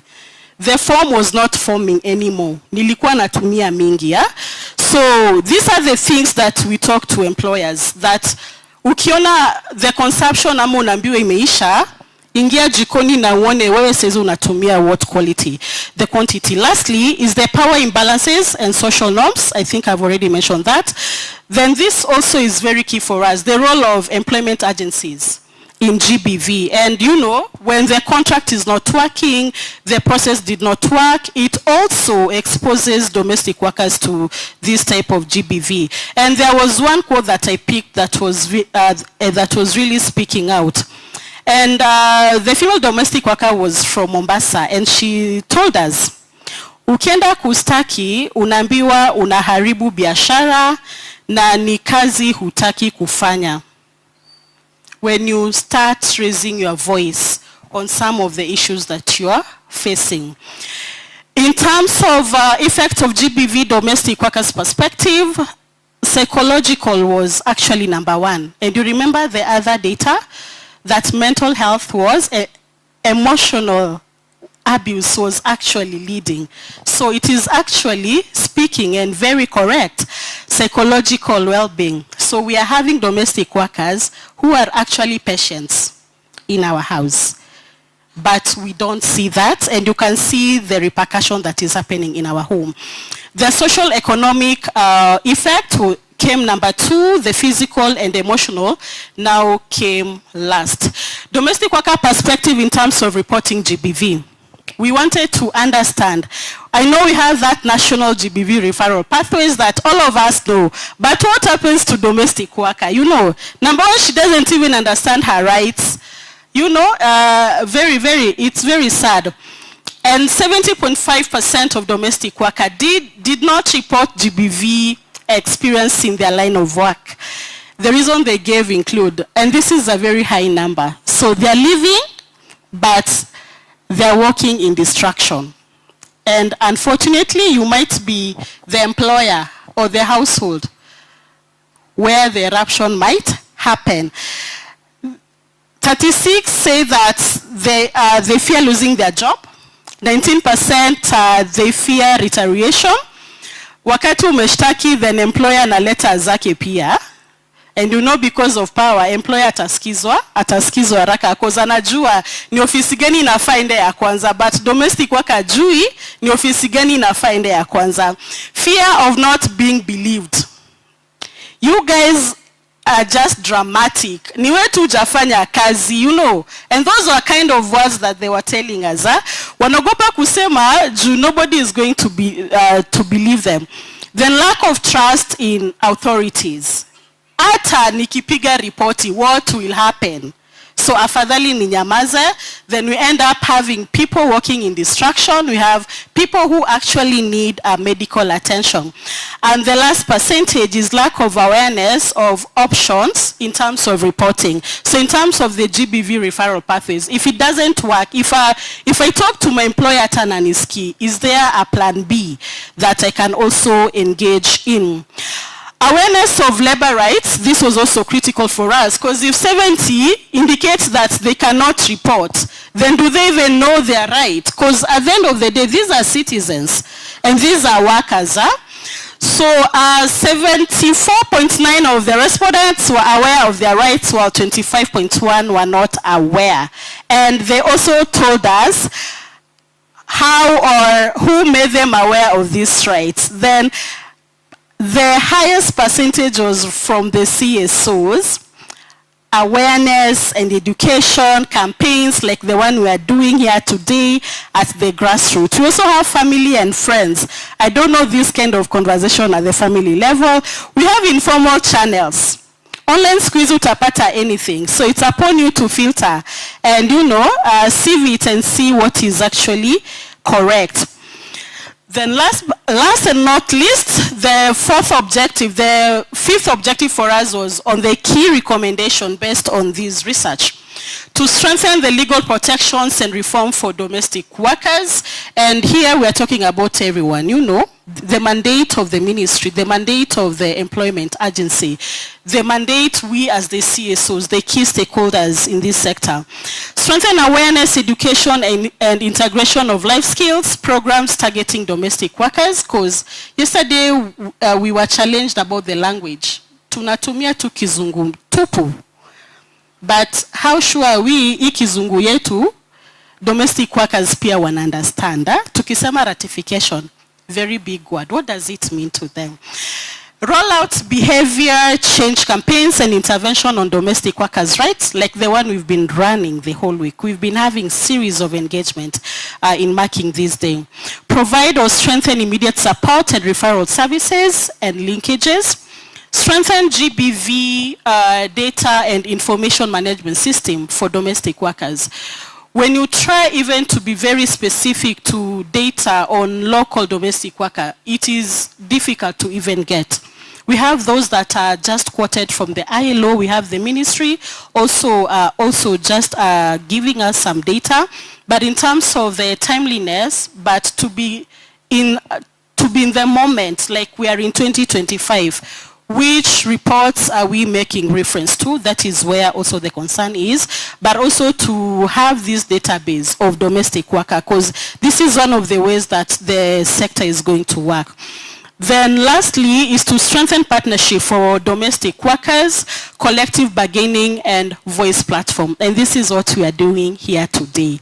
We will not have held this event as Oxfam, but where is the place of CDTD, the Freedom Fund, ILO, that we can do so much when we work together. We can bring all the insufficient resources that we have that will make impact to our work. And I think for me, our call today is just to re-emphasize what had already been shared, and our way forward is just to ratify this convention, because this is the only way that the findings of this report will not be quoted again, because government has ensured that the mechanism and the safeguards have been put in place.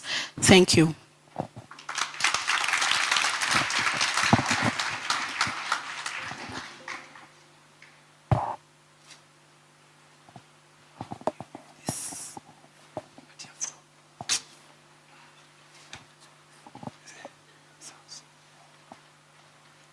Hello, hello. Hello, hello. Domestic workers. Domestic workers. So we have, thank you very much, Purity, for the well-detailed data that you've given unto us.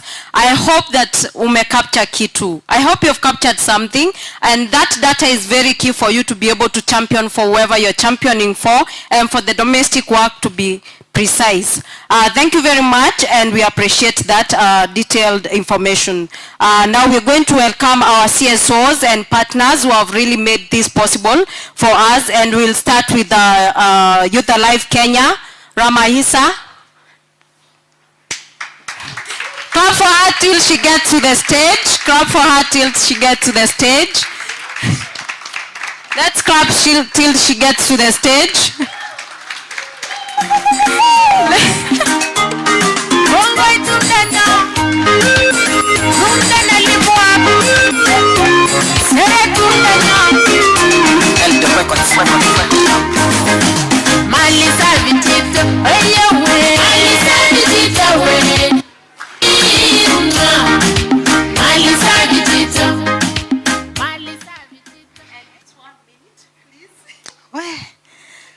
Thank you very much, the organizers, for this call. Indeed, I was expecting to have Lawrence speak on behalf of Youth Alive, but I'll be able to do that. Habari zenyu. Happy International Domestic Workers Day. My name is Rahma Isa. I work for Youth Alive Kenya as Social Wellbeing and Gender Equity Program Officer and also the lead for Time to Care project. So we truly take this day at heart as Youth Alive Kenya, because this is one of those days that we celebrate one of the leading population within the domestic worker space, that is the young people. And we also acknowledge the good work and effort that the county governments and the national governments have contributed as far as making sure that the domestic workers is where it is today.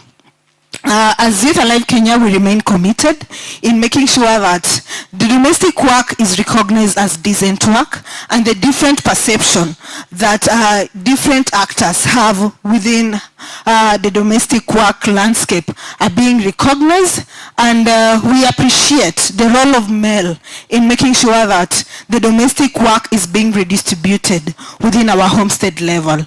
We will continue to recognize domestic work as work, making sure that the government and different actors redistribute this work as work for us to be able to reduce the challenges and burdens that the domestic workers have to go through while undertaking this work. And we also continue to reward the good efforts that domestic workers bring to the table for them in order to make sure that sisi kama kina Rahma tunafika hapa leo mapema and on time. Asanteni sana to the domestic workers and also to the implementing partners and each actor who are contributing to the great work that the care sector is undertaking.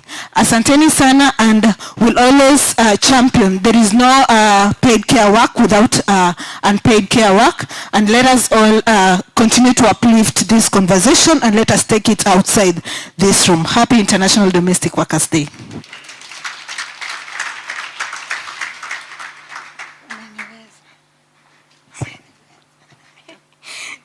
Thank you very much for that. Next, let's have Global Justice Kenya.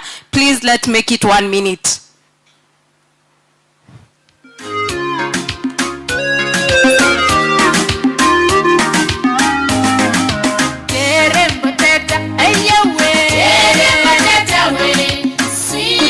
Good morning.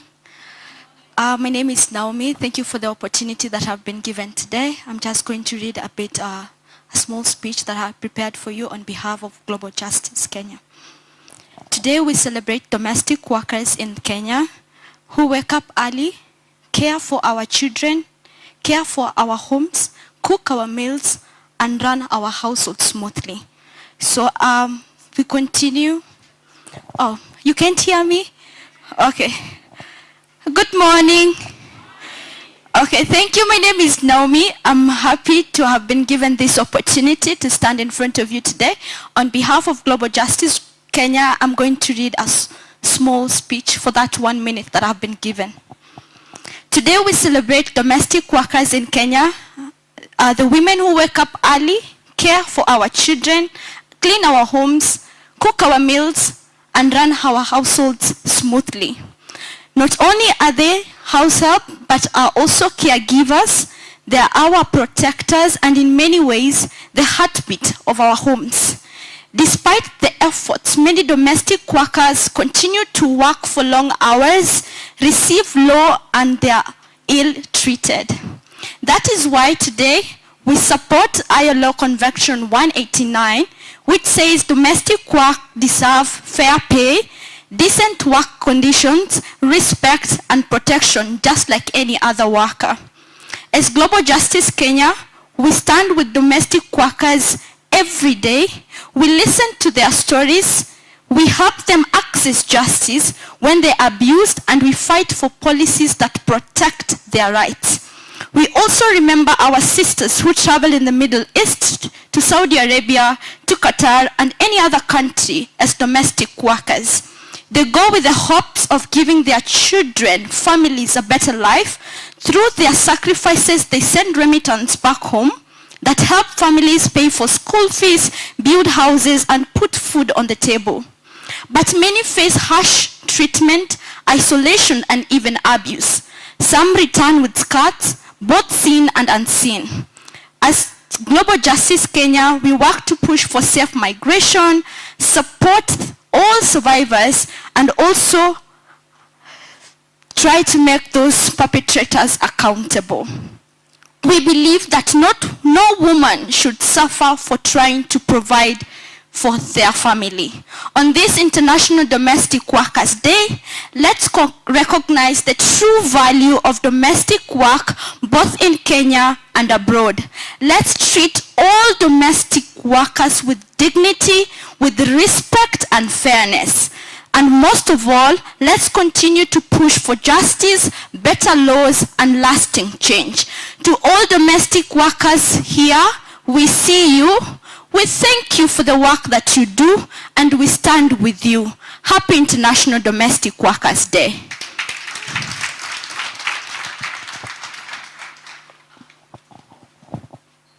Thank you very much, domestic workers. We see you, we hear you, and we are here to advocate for you. Next, let's have Childline Kenya. Childline Kenya.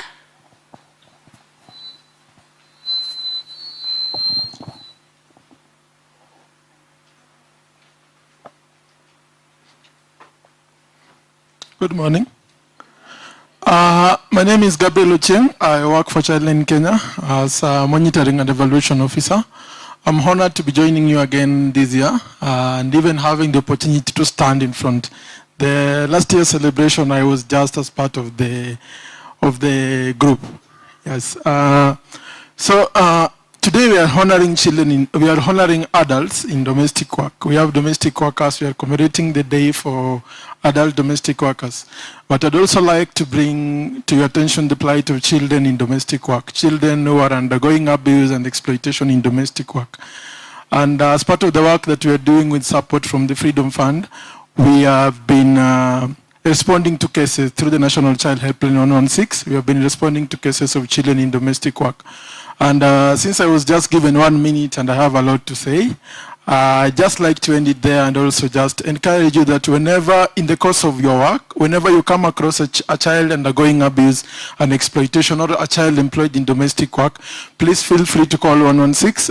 It's available every day, night, throughout the country, and the cases will be responding to appropriately. Happy International Domestic Workers Day.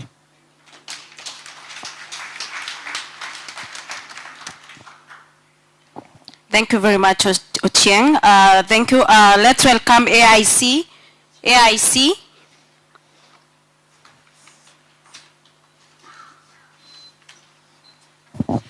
Madome oye. Madome oye. Awesome. So my name is Anthony from the African Institute for Children's Studies. I am here representing my colleague, Samuel Munyunyi, who's supposed to be here, but had other commitments. So we work in the same program like Gabriel. I'm from Childline. And what we're trying to do is raise awareness on child domestic work. And so allow me to read something short. So good morning, everyone. Good morning, everyone. Happy International Domestic Workers Day to all domestic workers in the house. I want to highlight that we have around over 1.8 million domestic workers in Kenya in a population of 20 million as a workforce. That is about 10% of the population. And yet most of them are unhappy in their work. And I know we've seen my colleague Purity outline to us why it is, or rather, why is it that we are unhappy in our places of work? And this is because we do not get our basic rights. SHIF, SHA, NSSF, we do not get paid leave, we do not get leave at all. We work under harsh conditions. And today, we are forced to celebrate another workforce comprising of over 350,000 children in Kenya who are in the domestic work sector. A study we carried out with funding from the Freedom Fund, published in 2023, So that this study is called the hidden in plain sight, because we have children in domestic work, but we do not see them. Or rather, we see them, but we do not act on them. This study found that children engage in domestic work because of many things, but chief among them is poverty. More than 1 in 4 child domestic workers reported to be working 5 a.m. to 11 p.m. and being on call for 24 hours. I know that is the reality for most of the domestic workers, but let us give it a bit of a thought. What if this was your child?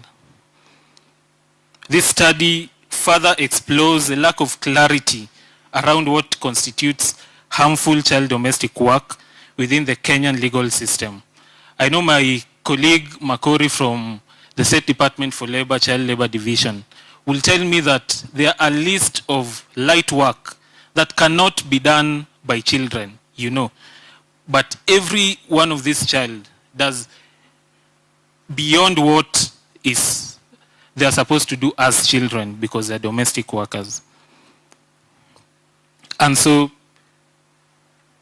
everything that I'm saying needs to stop, but it needs to start with us each and every single day. And so as we celebrate the International Domestic Workers Day, labor is not just done, it is felt, it is lived, and fundamentally shapes the quality of human experience, carrying with it an enduring and profound dignity. Domestic work is real work. And the big question today is, what do we need to do to make this a reality for all these domestic workers in this room and beyond today? To all domestic workers, feel appreciated, feel respected, feel loved. Happy Domestic Workers Day. Thank you, everyone.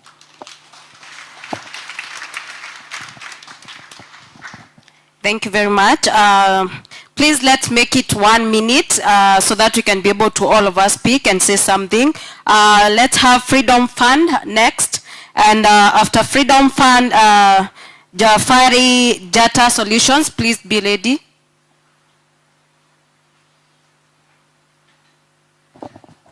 Good morning. Let me stand here so that I make it 1 minute. My name is Job Manani. I work at the Freedom Fund. The Freedom Fund is a collective fund. Sometimes I struggle to say whether we are a CSO or a development partner, but then we are a collective fund that is working across the world to address modern slavery issues. But in Kenya, Ethiopia, Nigeria and part of Uganda, one of the things tunafanya ni kuaddress exploitation of children in domestic work.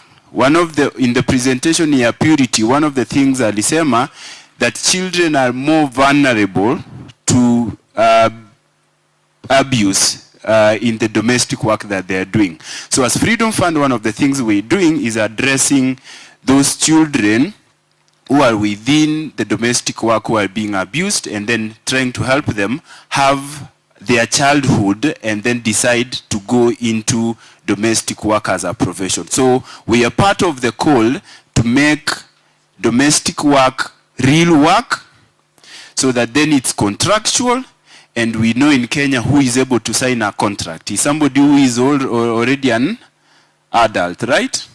Can a 12-year-old sign a contract, or a 10-year-old?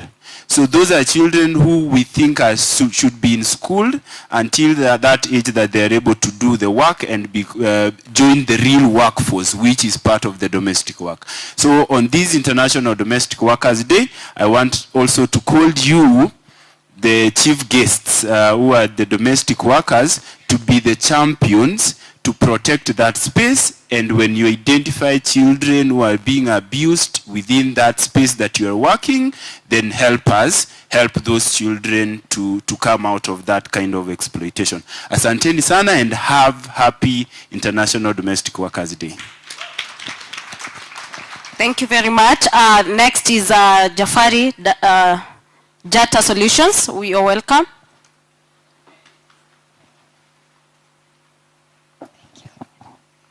Good morning. Mnanisikia? Okay. I'll just read something small. I have 1 minute. I'm Rachel from Jafarijata Solution, where we advocate for a safer, informed migration experience. It is an honor to stand here today, surrounded by true champions of dignity and resilience. Domestic workers, oh yeah? Domestic workers, oh yeah? Oh yeah! Aya. And fellow civil society organizations working tirelessly in the spaces of labor rights and safe migration. At Jafarijata Solution, we are deeply humbled to be part of this gathering. We don't take for granted the privilege of working alongside you in this journey of protecting, empowering, and uplifting our domestic workers. Today, on International Domestic Workers Day, we celebrate not just work, but dignified work. We believe that domestic work is real work. It is skilled, it is essential, it is powerful, and it must be protected, respected, and fairly rewarded. We also echo the global call for the ratification of the ILO Convention 189 and 190. Every domestic worker deserves fair pay, safe conditions, social protection, and respect. To the domestic workers here today, we see your strength, we hear your stories, and we honor your contribution. To the organizations here, may our collaboration remain bold and relentless. And to all of us, let's never forget that domestic work is not just labor, it is life-giving, it is essential, and it is powerful. Thank you. Thank you very much. Thank you. Let's welcome Equidam. Good morning, everyone, and happy International Domestic Workers Day to all guests who are domestic workers. This is Geoffrey. I work with Equidem, and I'm so happy that so many organizations that are working in this space. Equidem equally does this, and aligned, labor rights aligned, and we work in this space. And maybe if you have a recent report which we launched about Kenya, Uganda, and Ethiopian workers who went to work in UAE, the next phase of that project, which will definitely now involve you as rights holders. So we are looking forward to have even other partners to come and help us create awareness. What I would say is that, as you saw just a week and a half ago, this year's LC reaffirmed the need to make this job for domestic workers. I guess it's a long way to go, but we will definitely be there. So I'll just ask you to.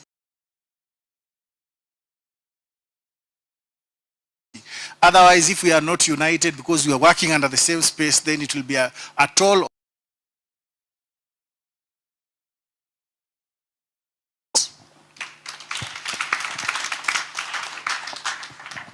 Thank you very much to all our CSOs and partners. We really appreciate your presence and your partnership. Actually, there have been so many members who have been collaborating and partnering for this to happen. I would request all members of the National Planning chairs, that is chaired by Mr. Macaulay and Chris Kimani, to stand up. We appreciate you. Please, all members of the National Planning team, committee team, please stand. Wenye walikuwa wameongozwa na Mr. Makori and Chris Kimani, we appreciate you. Feel seen and feel heard. I now hand over to Mr. Chindima to welcome our entertainment guest. Okay, thank you very much. Please let us appreciate all the CSOs that we've had. So these are amazing people who are doing amazing work huku nje, si ndio? Bila wao tunajua hakuna vitu nyingi sana zenye zingekuwa zinafanya nini? Zinafanyika.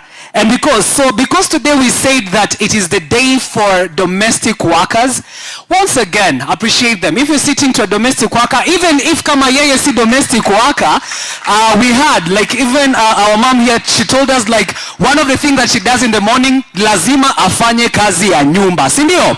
Mwambie unafanya kazi safi tena sana. Mwambie you are doing a remarkable and amazing work. Sindio? So now, right about now, I want us to go to another interesting phase. Nataka to change gear kidogo, sindio? And before we change that gear, there is a question that I have for you. Mimi ni mrefu wakati ambapo I am young. Mimi ni mrefu nikiwa young. Na mimi ni mfupi wakati ambapo mimi ni mzee. Mimi ni mfupi wakati ambapo mimi ni mzee. Mimi ni nani? Na niliwaambia madome ni watu intelligent sana.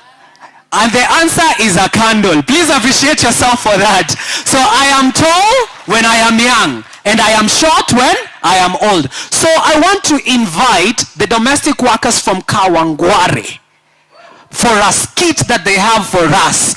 So wanataka kutuperformia hapa, and now this is your time. Please, ladies and gentlemen, let us appreciate our domestic workers from Kawangware as they come. Karibuni sana. DJ, you can put for us a song as they come. Na mnakuja hapa mkitutingishia hizo mabega. Domestic workers from Kawangware. Ni wewe peke yako. Karibu.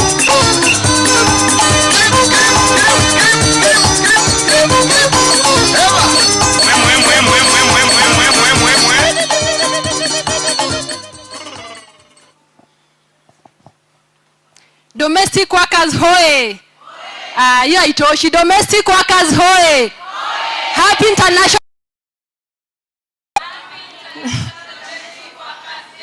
I would first want to start by appreciating all the domestic workers in this room today. We value you. We want to let you know that you are the unsung heroes of our homes. And without you, we could not be here today. All the appreciate sana na tunawapenda na tutazidi kuwa support whenever you need our support.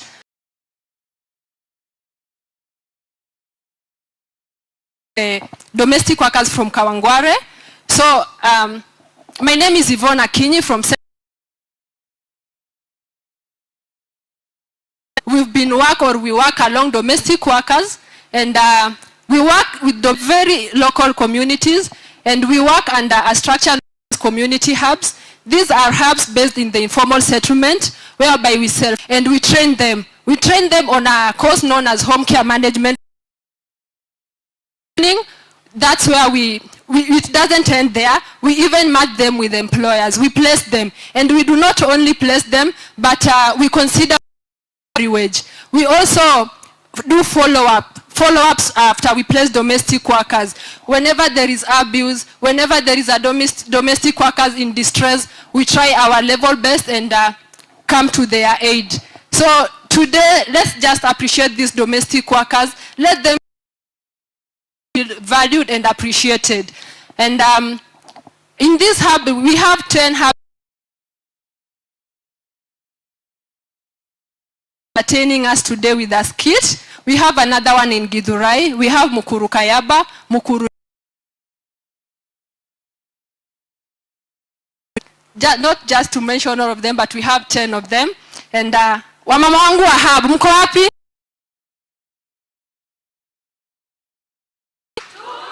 Asanteni sana, and I would like to welcome the Kawangware domestic workers.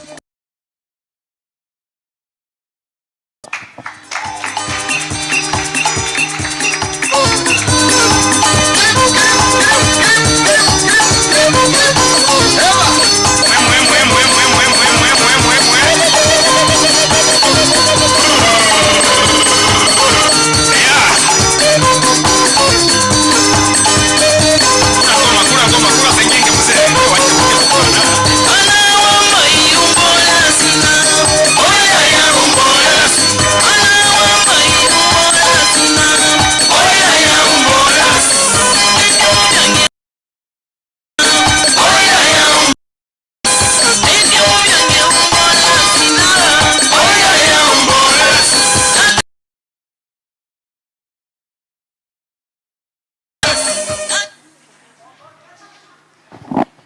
Good morning, everyone.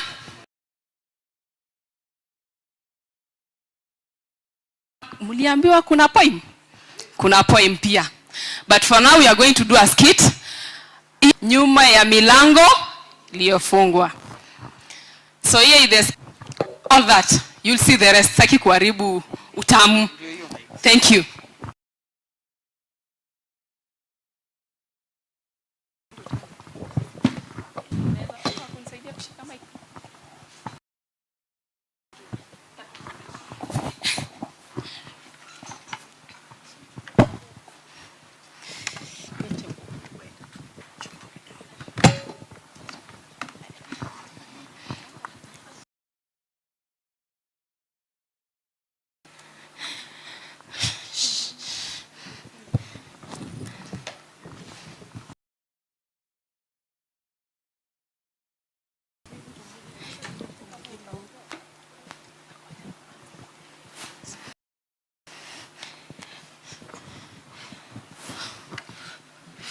Nyamaza.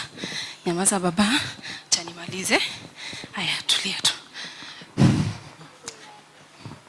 Metuli amka saa ngapi? Mama Brian, niliamka saa 11 asubuhi. Kwani hujamaliza kazi? Mama Brian, unakumbuka nililala late, so najaribu kuharakisha nimalize. Hebu fanya kazi yako haraka saa hizi. Natoka saa hizi. Nikute umefua nguo, umepikia Brian na mtoto akule. Sawa Mama Brian. Na usijaribu kukula kitu yoyote kwa hii nyumba. Haya sawa. Hata maji peke yake. Sawa Mama Brian. Matunda ni ya watoto. Haya sawa.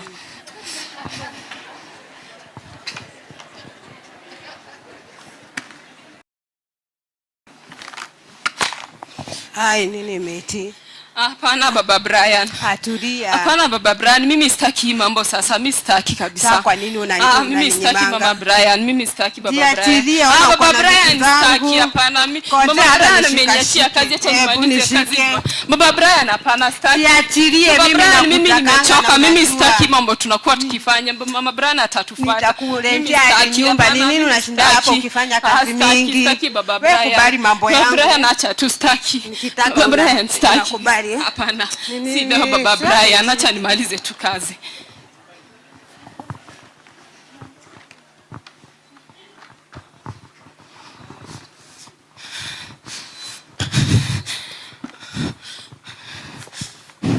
Sasa mrembo. Poa sana. Na mbona unaniogopa? Kwani unaniogopa? Mimi pia ni mfanyikazi kama wewe tu. Mimi kutoka nikuje huku sijaiona mtu, siwezi ongea na mtu, nakaa tu kwa nyumba, nafanyishwa kazi dadangu, hata kukula ni shida. Sasa hivi unaona niko na mtoto, hata siwezi fanya kitu. Hata nikienda kujaribu kukula hivi, hata ni shida. So pole sana Metri. Najua kuna haki za wafanyikazi wa nyumbani. Kwa hivyo, hii issue yako lazima utafute washiriki wa wafanyikazi wa nyumbani usikusaidike. Ufai kunyanyaswa, ufai kudhulumiwa kwa namna yoyote, umesikia? Sasa mimi nitasaidika aje na hata sipewi off, siwezi hata toka. Nitakusaidia juu mimi niko hapa kukusaidia. Nitatafuta mzee wa mtaa atakusaidia. Haya, asante. Uko sure atanisaidia ukweli? Atakusaidia usikue na imagine nimekaa kwa hiyo nyumba kutoka nikuje nitoke ushago. Nimekaa kwa hiyo nyumba sioni hata mshahara, sasa hivi miaka 2 silipwi, siongei hata na watu wa kwetu. Ni vizuri nimekutana na wewe ndio shida zako zipate kusuluhishwa, usikue na hofu. Alafu imagine baba wewe nyumba kila saa anashinda tu akinitongoza, nikinama ako kando yangu, nikisonga. Sasa mimi nitafanyaje? Mimi akini nimechoka. Neti, nilikwambia aje, wacha kulalia masikio bana. Huo mzee ati anakutaka. Mimi sitaki mtu wenye unajua Mama Brian akitupata si unaona anaweza. Mimi sitaki yake. Si ukubali, kubali hizi shida zote zitaisha. Utalipwa hadi mshahara. Hapana, mimi naye sitaki tu mtu wa mtu. Mimi niko na mtoto mdogo, mimi nataka tu ningoje mtu wangu, hata sijui kama wanatumianga wazazi wangu pesa. Mimi hata sijui, mimi nataka tu kusaidika nitoke tu kwa hii nyumba. Atakurentisha. Metrin, usikubali mawaidha ya huyu anakupotosha. Imagine Mama Brian akikupata na Baba Brian, nini ita happen? Ni maisha yako itakuwa hatarini, umesikia? Twende na wewe kwa haki za wafanyikazi wa nyumbani, watakusaidia. Haya, ni sawa. Hebu acha nimalize, kama Mama Brian hajakuja, ako karibu kurudi. Sawa.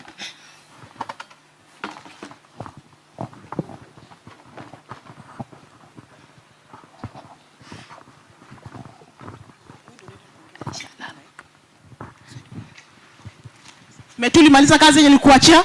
Mama Brian nilimaliza. Saa hizi naenda kwa sitting room nikutu umenitengenezea chai na chakula jioni utengeneze. Maji ya ugali weke kwa jiko. Sawa Mama Brian, lakini hakuna mboga. Mama mboga analeta mboga. Na sasa sichukue mtoto alafu niende nifanye hiyo kazi. Hiyo ndio kazi yako nilikuandika kwa hii nyumba. Wanalia Mama Brian. Ni kazi yako. Sitaki uniambie mambo ya mtoto. Aya pole Mama Brian, sawa.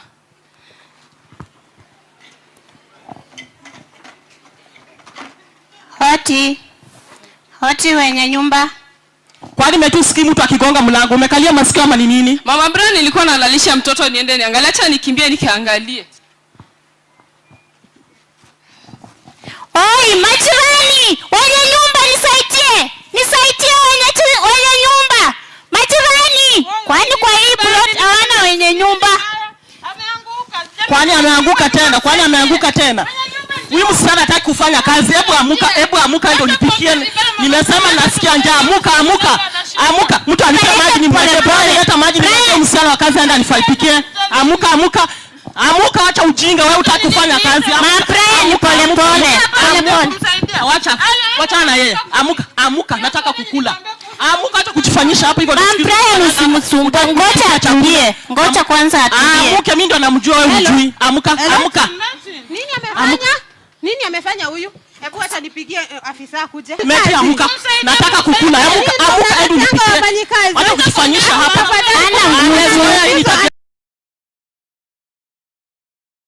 Hii tabia kuanguka chini akijifanya hapa na face.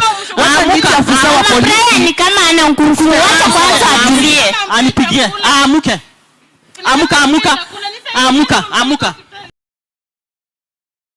Wewe ni nani unauliza maswali kwa nyumba yangu? Nini naosha wewe ni ofisa? Ndio hiyo badge yangu ya kazi.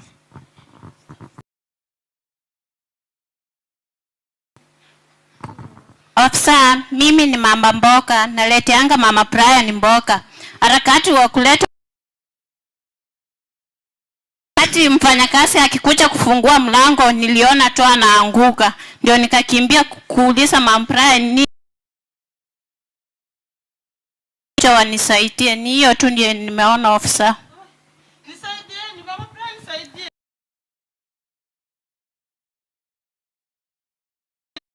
Hali hapa. Nauliza, mama, ni nini?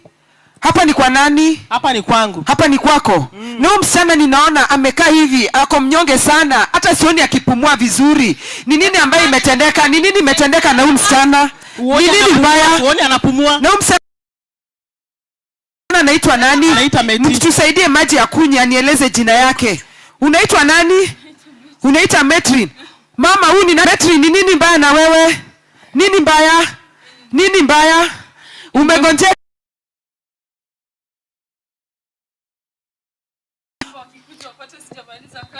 Wananipiga, hata chakula kwa nyumba sipatiwi, hata nikungoja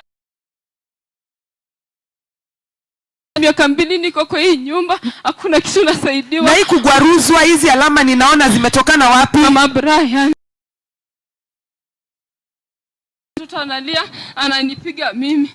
Mimi ni mwanasheria, ninatetea haki za wafanyikazi. Huyu msichana ako na haki. Huyu msichana unapomuona ako na malama kwake, astahili kuwa na alama. Kama zile kazi zingine, anastahili kuishi. Msichana, ni nini na umekupeleka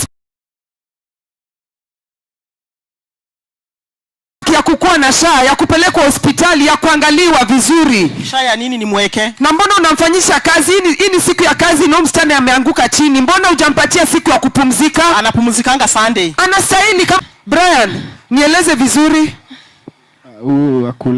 Hakulagi. Mama, kwa nini mtu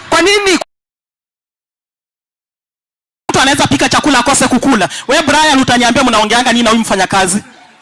Na utaniona. Wacha nikwambie utaniona. Kwanza hapa. Hata baba huwa anamsumbua. Baba, mbona unaniambia acha kuharibu hapa maneno? Baba anamsumbuaga sana. Usiniambia. Metrin, baba anakufanyanga aje? Baba Brian anakufanyanga aje? Baba hii nyumba anangojanga Mama Brian kama ametoka, anaanza kuninyemelea, anataka tushirikiane kingono, nikimkataza ananiburutanisha. Usiniharibie nyumba yangu, acha kudanganisha Baba Brian. Najua mzee wangu ni mtu wa heshima sana. Mama, hiyo hawezi kuwa mfanyakazi. Mama, hiyo stahili katika sheria za haki. Huyu msichana stahili kudhalilisha. Hastahili kabisa.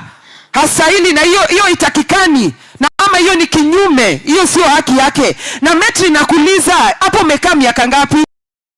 Bila mshahara, hata sijui watu wangu wanakaa aje. Mimi hata sijaienda hata kutembelea watu wa kwetu. Lipi msichana kazi? Inamulipa. Na haki zinastahili msichana alipwe kazi. Huyo msichana namulipa pesa na namlipa pesa ngapi? Namlipanga 5,000 kila. Kwani kwa nyumba yako na kazi gani yenye anaweza fanya ni ulipe shilingi hizo unasema? Pesa anakupatilianga pesa aje? Mimi sijaipewa pesa, hata aliniambia juzi ametumia wazazi wangu 1000 leta huku. Mama, hiyo ni kinyume cha sheria, na sisi kama wana sheria tunazingatia haki za wafanyikazi wa nyumba, maana huyu ako na haki zake. Hiyo haistahili hata kidogo. Hiyo jambo ambalo unafanya sio vizuri hata kidogo. Sasa hivi ninaona tumbo yake imekuwa kubwa. Ni jambo gani limetendeka Metri? Hii ni kazi ya Baba Brian. Kwani Baba Brian alifanya kazi gani? Kwa nini hivyo? Huyu alikuja kukuchagua anakula kwa hii nyumba, anasema Baba Brian. Baba Brian sasa huyu ni msichana tayari ako na mimba. Ako na mimba kwako. Nimekuwa mabibi wawili kwenye nyumba. Siwezi shana mfanya kazi bwana yangu, hiyo iwezekani. Na haistahili. Haistahili. Karibia mzee wangu jina. Na heshimu mzee wangu, heshimu mzee wangu. Hapa mali imefika, afisa wa polisi, wacha tupeleke umama ndani. Hii maneno wewe waiongelee mbele. Hii ni mambo ya nyumba yangu mwenyewe nitaimaliza. Mambo yako imekuwa ngumu, twende uelezee mbele. Siendi. Hii ni nyumba yangu. Peleke msichana hospitali. Ratify ILO C189 and C190. Domestic workers oye.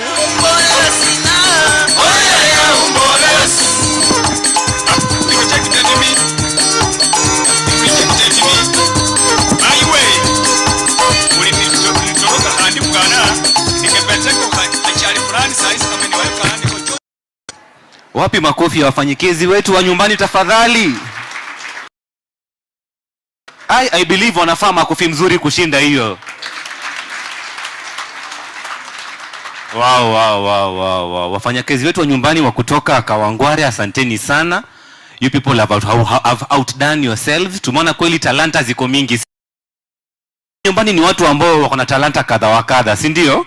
Na bado kwa program baadaye watarudi tena hapa watutumbuize zaidi. So asanteni sana, na tungependa tu sababu ya masaa tuendelee na program yetu kwa haraka upesi.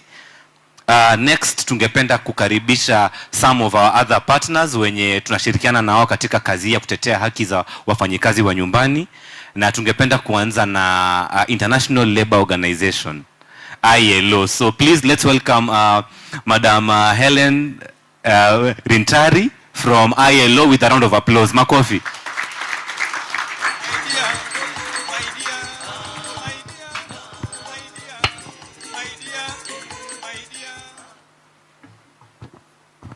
Thank you so much. Happy International Domestic Workers Day. Thank you. Domestic work pays, and domestic work is real work. Our Labor Commissioner, Madam Helen Apio, guiding us very well today and always. Thank you so much. And the Ministry of Labor colleagues that are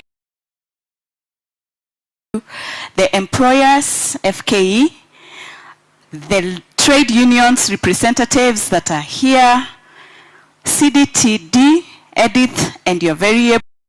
Thank you so much for this very good work. Oxfam, thank you for the report and for the data that you have shared. Indeed, we cannot do work that is credible if we do not have data, if we do not have actual data. And so thank you so much for that up-to-date data. All the CSOs and partners that are represented here, the media, our esteemed guests and hosts today, the domestic workers, the champions, and the friends of our domestic workers, distinguished guests, ladies and gentlemen, good morning. Good morning. I hope I have not left anyone out in that. My name is Helen Rintari. I come from the International Labour Organization. from a project called Axel. Axel is accelerating action for the elimination of child labor in Africa. And today I'm swinging in to just hold hands with our friends and recognize domestic work is real work. Let me start by acknowledging that you did a good job. You represented us, is aware of today and is aware of the work that is being done. You did a good job. Well done. Thank you so much. It is a great honor and privilege for me to join you today in commemorating this World Day, International Domestic Workers Day, a day that brings into focus the often invisible yet deeply essential work done by millions of domestic work around the world, including here in Kenya. Today, we do more than celebrate. We reflect, we acknowledge, and I hope that at some point we commit to things that must be done to improve our domestic work and workers. Across the globe, domestic workers, most of whom are women, play a crucial role in supporting households, caring for children, the elderly, the disabled, and enabling other sectors of the economy to function. Like someone said, we wake up, we wear our clothes, and we go to work. And in our work, we say we are building the nation. But can we build it if our homes are not taken care of? So today we recognize the work that you do. In Kenya, thousands of families are dependent on domestic workers every single day. Yet, despite their vital contribution, domestic workers remain among the most vulnerable segments of the labor force. They often face low wages, lack contracts like it has been talked about. They work for very long hours. They face harassment.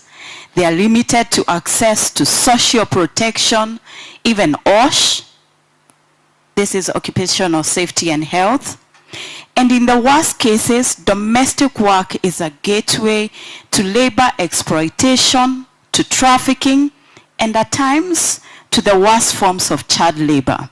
Because we must face it, today we are talking about domestic work for adults, but as our very able speakers before me have said, that we, a lot of time, have children working in this sector. And this becomes a level of the worst form of child labor. In 2011, the International Labour Organization adopted the Convention number 189 on decent work for domestic workers.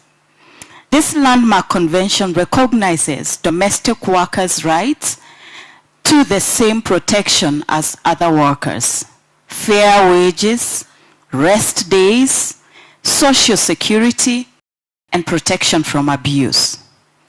To date, around the world, over 35 countries have ratified this convention. Kenya, unfortunately, has not yet ratified C-189. And this remains a critical gap in our legal and policy framework. But I must pause and say, I know the conversations that are happening in the Ministry of Labor, with our workers and with our employers. And so we just will not stop there and say you haven't. I know there is conversations, and we want to urge you to accelerate these conversations. Because the absence of this ratification continues to limit visibility, recognition, and the legal protection of domestic workers in our country. It also weakens enforcement of labor rights and hinders progress towards ending exploitative practices.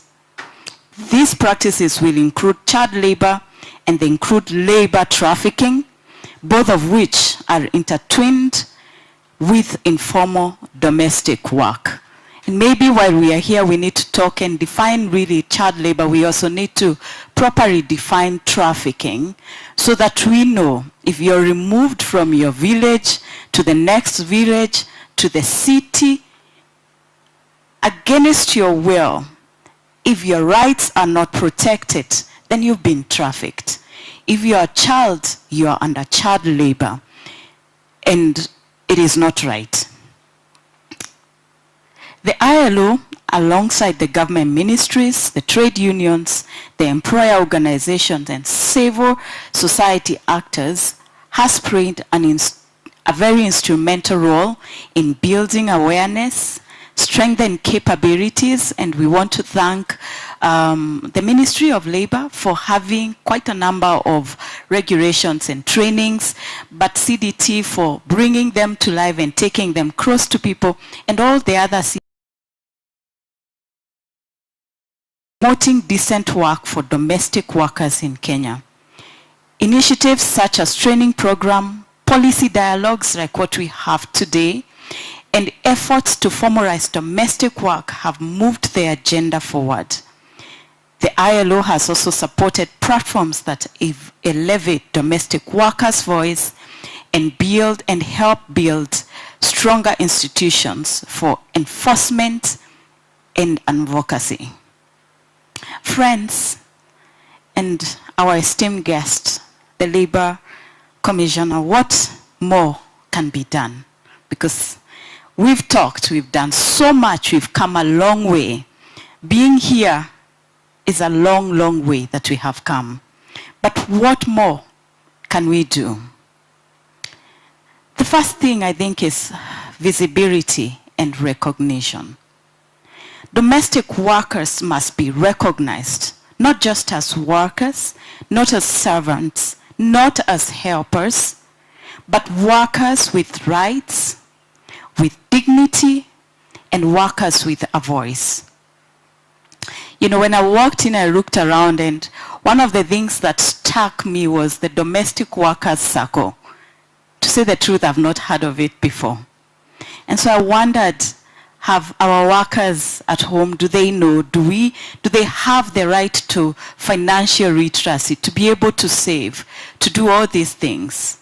And I looked around, and there's so much. There is SHAR, there's NSSF, there's all these things that they have a right to. Can we speak to them about these rights in a language that they understand? And can we also, as employers, enable them, and as government also enable them? What else can be done? And this has been talked about, really. Ratification of Convention 189, and while we are at it, we should also ratify C190. Kenya must take the bold step to ratify C189. Our domestic workers from Kawangware, thank you so much for very well illustrating what happens behind the closed doors of our homes. It might not be all of us, yes.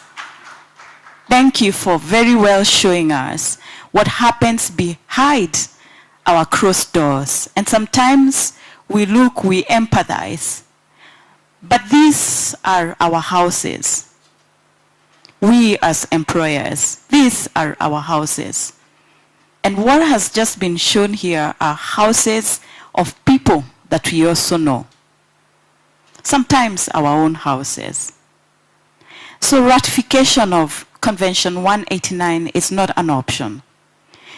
It will strengthen legal protection, improve policy coherence, and it is a very, very clear signal of our nation's commitment to ending abuse and exploitation in this sector.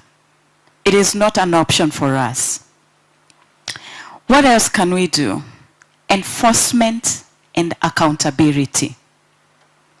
Laws and policies are only as strong as they are enforced.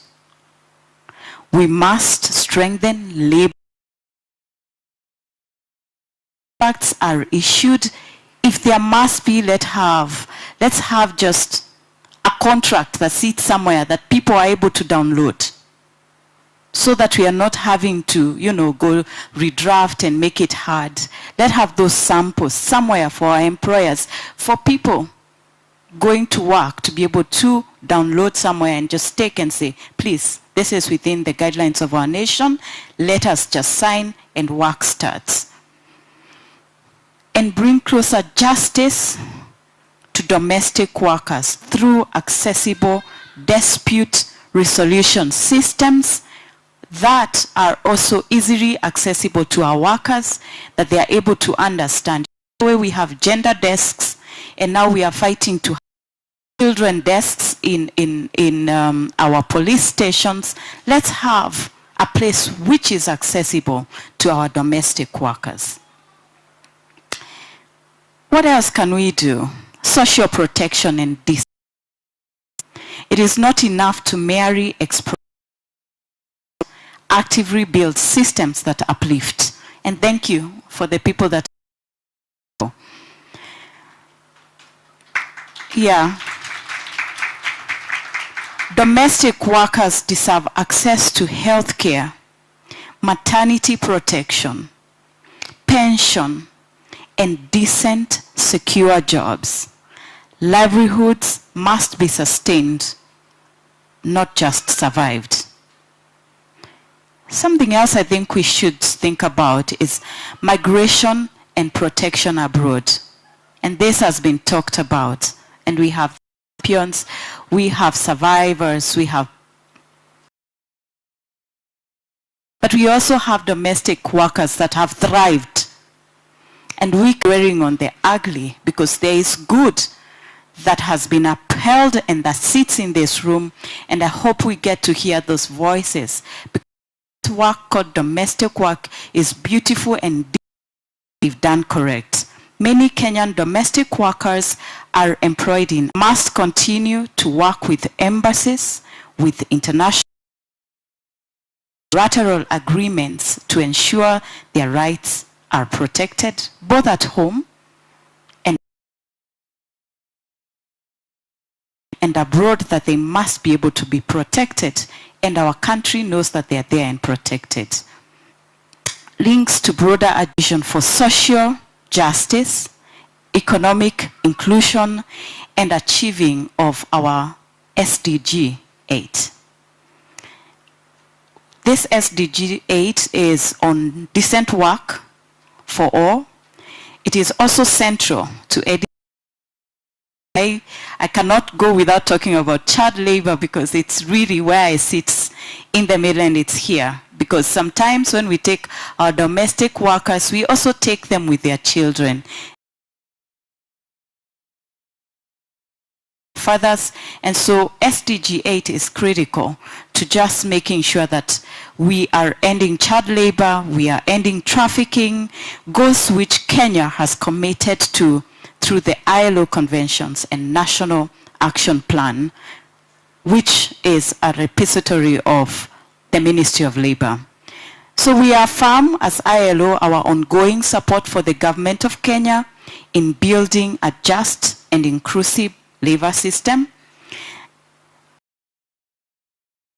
for their tireless advocacy, technical support, and vision for decent work. And most important, workers of Kenya and globally, we salute their courage, their resilience, and dignity that protect systems that work and societies that value safe, valued, and protected in our households, that we can truly say work that you're doing. I want to thank the domestic workers for being here, for showing up, and we salute you for the work that you're doing for the government of Kenya, for our homes, for our children, and for us.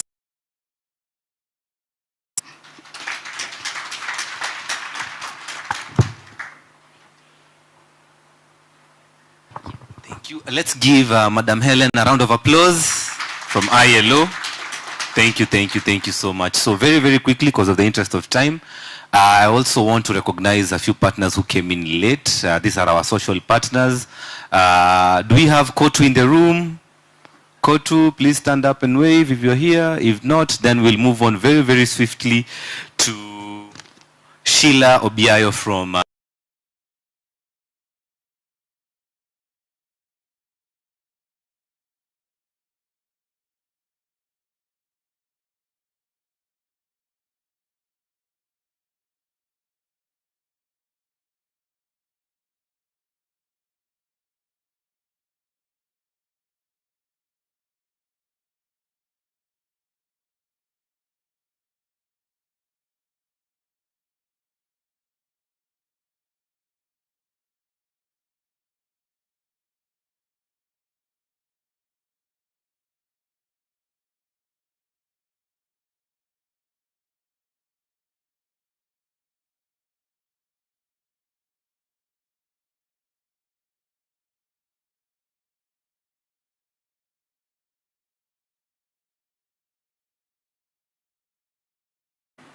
I stand here with great pleasure. Thank you so much for the invite. Here to represent Ms. Jacqueline, CEO of the Federation of Kenya Employers. She would have loved to be here, but due to other commitments, she was unable to attend. But I bring her greetings and her commitment to supporting this cause. Today, as we gather here today to commemorate the International Domestic Workers Day, we come together not only to celebrate this the invaluable contribution of the domestic workers in our households, but we come together to affirm our collective responsibility to our rights, dignity and protection for those who care for us. As we've heard from very many speakers from morning, they are actually the silent engine that run our homes. Domestic workers are the silent engine that run our homes. From the skit, they wake up very early. I would leave for work and leave my domestic worker, trying to piece things together back home. You agree with me that domestic work is work and it deserves dignity, protection and rights like any other profession. This resonates very well with the theme of this year's International Domestic Workers Day, which is domestic work is real work. As a federation, we pride ourselves in promoting decent work for all, and domestic workers are not left behind. We do this through advocacy, by advocating for fair labor practices through social dialogue in the tripartism system, where we are able to push for safe working environment for all in line with the international labor standards and close home in line with the provision of the Constitution of Kenya.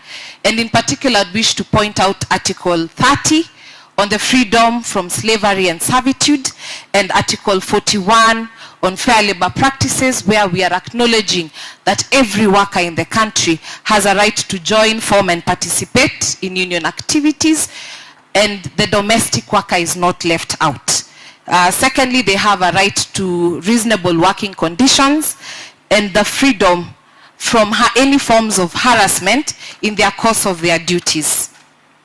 We remain alive to the challenges faced by the domestic workers, some of which have been highlighted by previous speakers, some of which include low pay, exclusion from labor protection, unsafe working conditions, failure to issue employment contracts, etc., etc. All this played out even in the skit that we've had a few minutes ago.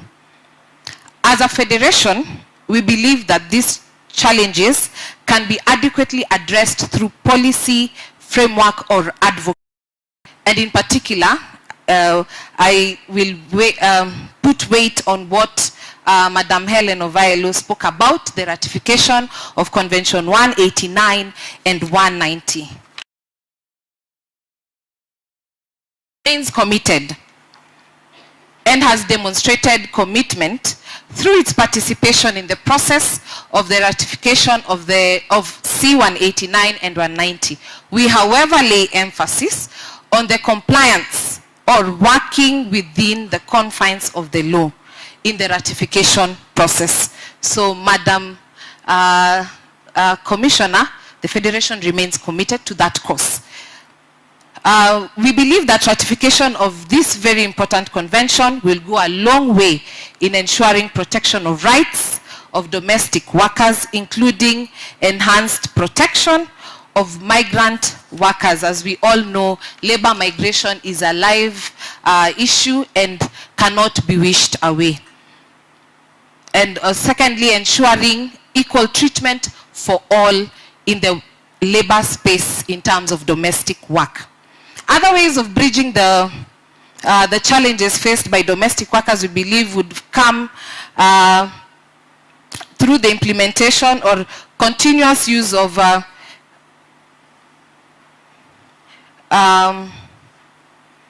daycare centers that would help in giving this support needed by domestic workers in their bid to balance the work-family responsibilities. This can be done through continuous collaboration with the Ministry of Labor and Social Protection, county governments through social services, of course the Federation and the Union alike. We remain committed towards that cause, and also I would also point out that all these issues played out very well in the skit that we just saw. As I move towards concluding, I wish to point out, now I wear a hat of an employer, not the employer organization, but an employer of a domestic worker. I wish to say and retaliate and say charity begins at home. It starts with you and me.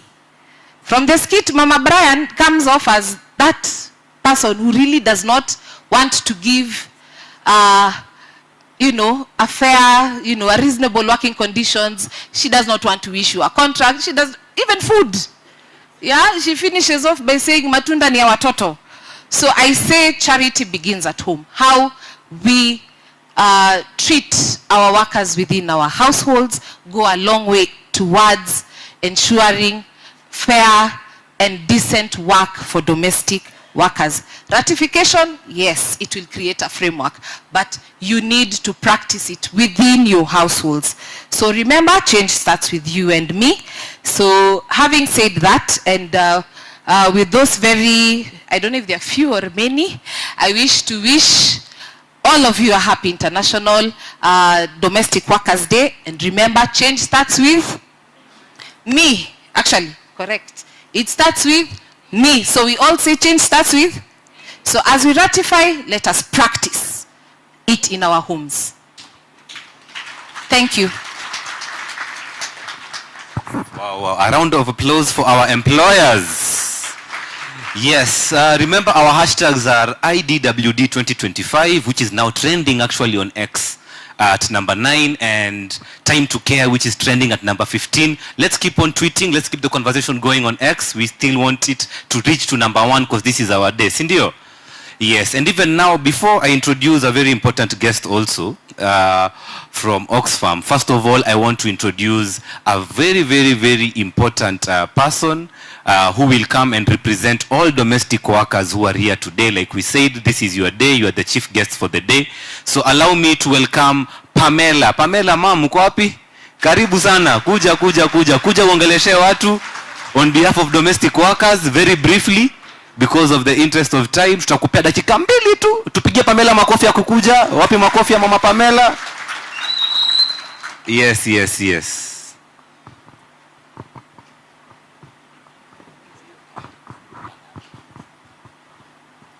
God is good, and all the time.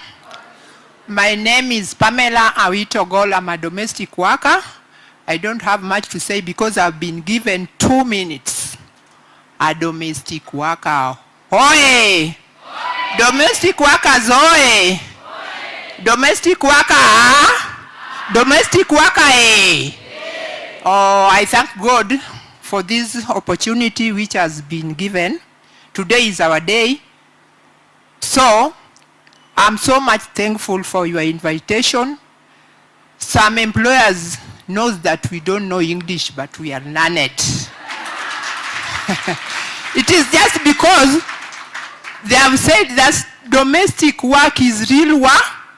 This work is just work like that one in your office. Your house is my office. That is where God blesses me to be. So I'm thankful. First of all, I appreciate our employers. You are good people. Some are not bad. We can't judge all of them. They are the same. Some of them are good. Like me, I've got good employers. Even on my International Day on 16th, I celebrated with them. And I took a photo with them, I put in the social media. That means that you are good people, but try to be good.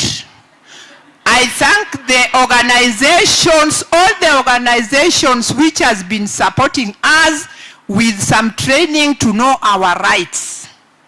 May God bless all those organizations. I don't have much to say because I was given 2 minutes. But still continue to support us to know our rights. And the employers, if you have something with your employee, sit around the table, you negotiate. Yeah, I think that one will be good. And we love you. Just know if I'm not there, you will not go to work.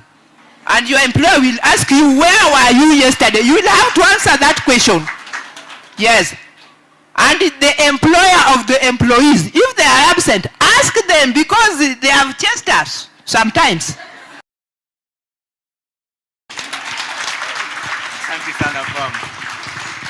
What Domestic Workers Day. So right now, I want to Oxfam, Kenya, Mr. Henry is. Round of applause, please.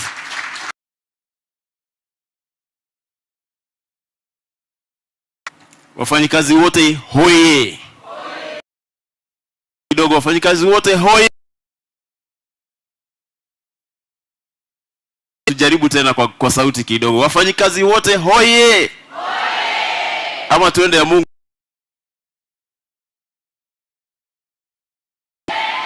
Ama mnapenda tumsifu Yesu Kristo? Asanteni. Kwa majina naitwa Henry Isura. Mimi nafanya na Oxfam, Kenya. Mimi ndio interim executive director. Inamaanisha mimi nafanya na kila mtu anafanya na Oxfam. Na kabla sijaendelea, si mnataka kuwaona watu wa Oxfam Kenya.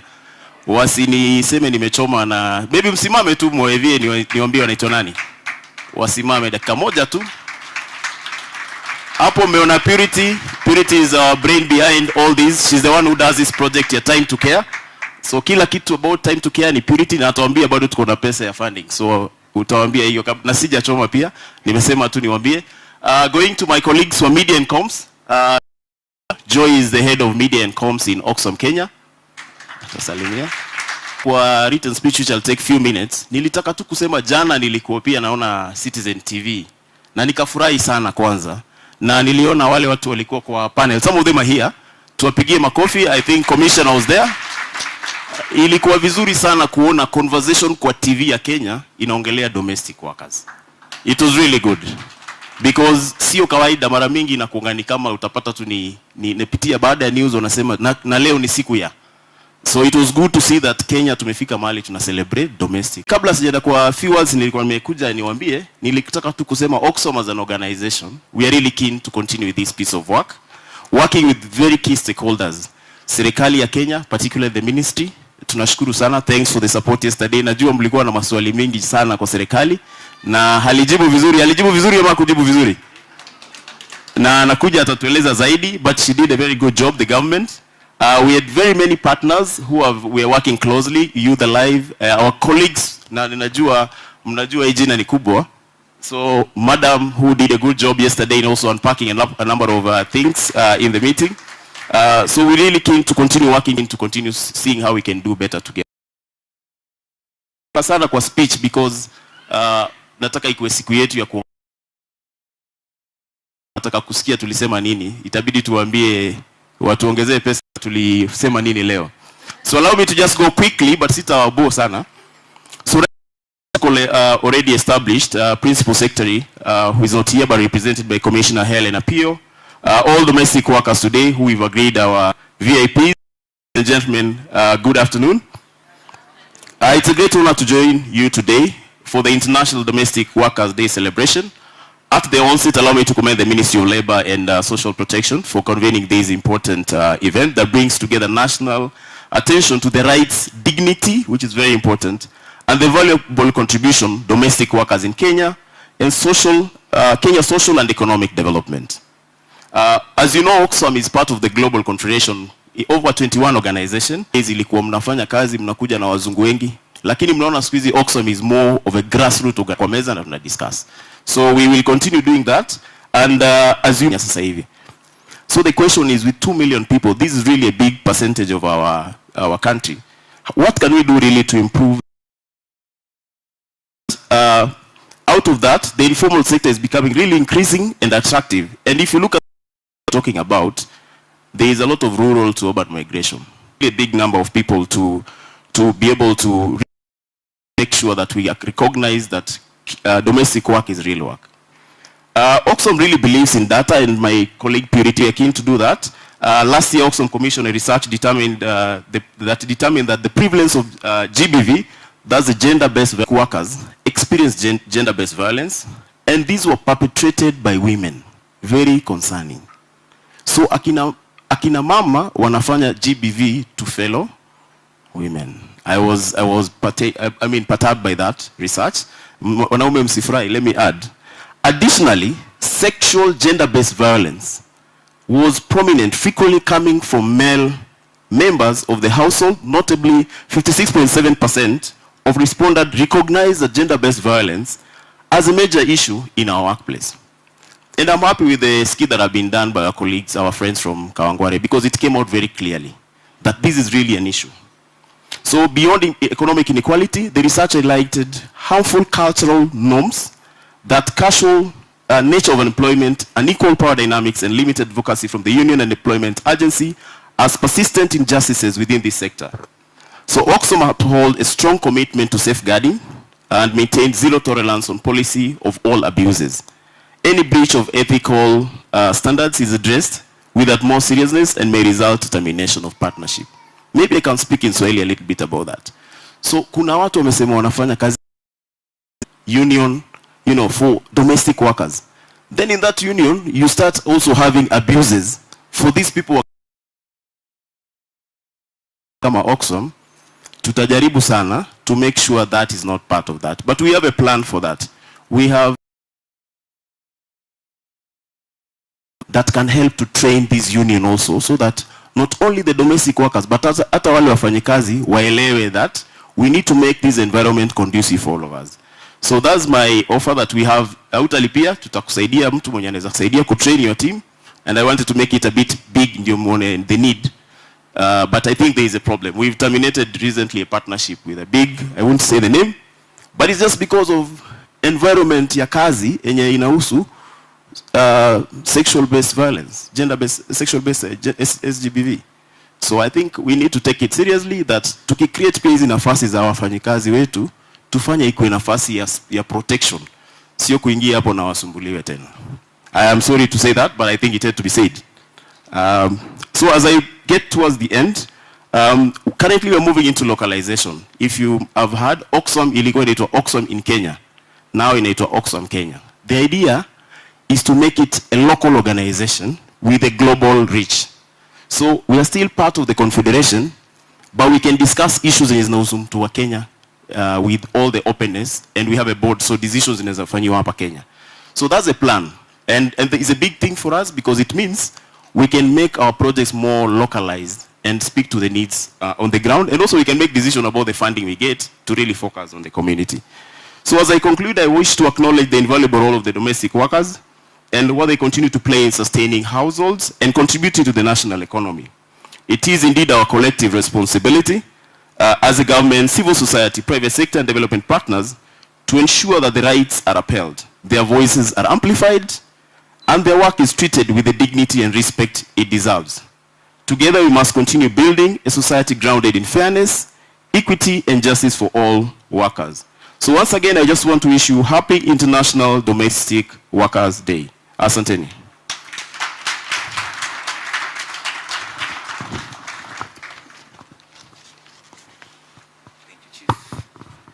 Yes, yes. Wape makofi ya Mr. Henry Sura. Yeah, Oxfam Kenya. We appreciate the spirit of localization, and we are very, very happy that Oxfam is coming close to us down now at the local level. So right now, very quickly, I also want to introduce Mr. Kefas Odhiambo from the Ministry of Labor, who will make the formal introduction of our chief guest for the day, the Labor Commissioner, Helen Apio. Thank you.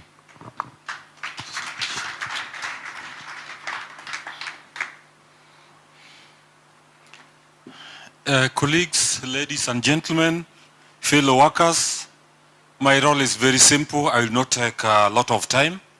Maybe before I play my role, I would like to take this opportunity probably to identify some of our colleagues who are present in the room, the colleagues from the government. I know Nea is seated somewhere. Just rise wherever you are seated. Yeah, these are officers from the National Employment Authority. Yes, thank you for finding time to attend this important occasion. You may have your seats.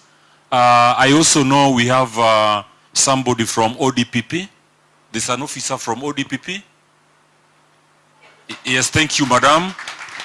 That is courtesy of Article 157 of the Constitution of Kenya. They are responsible for prosecution.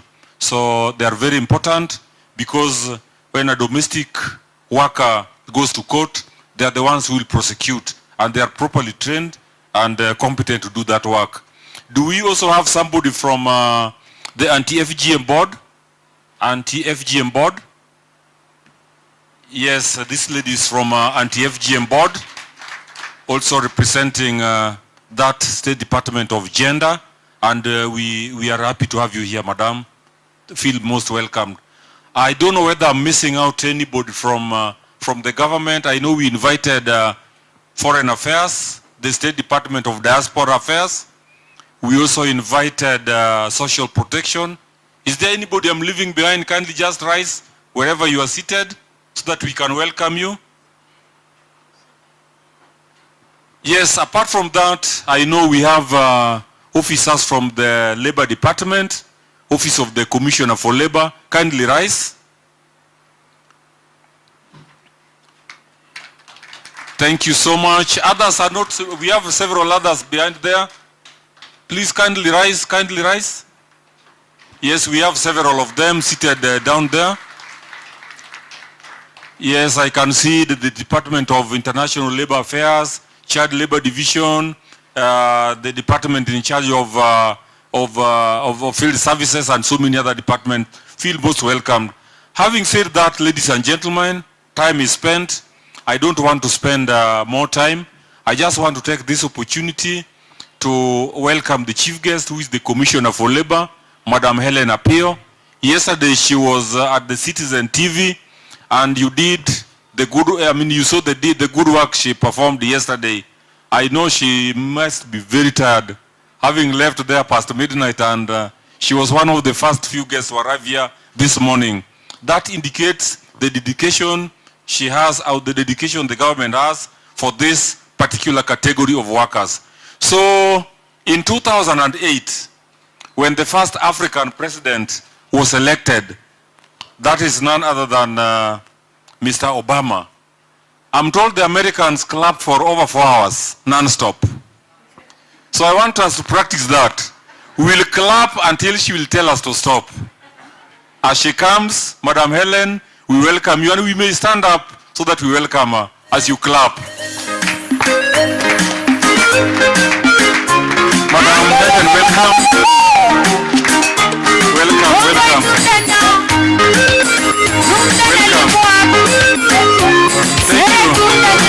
Thank you, asante, karibu sana.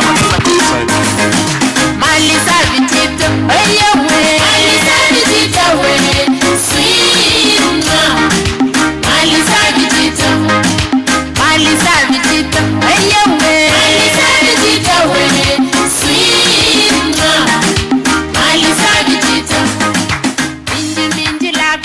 Thank you very much.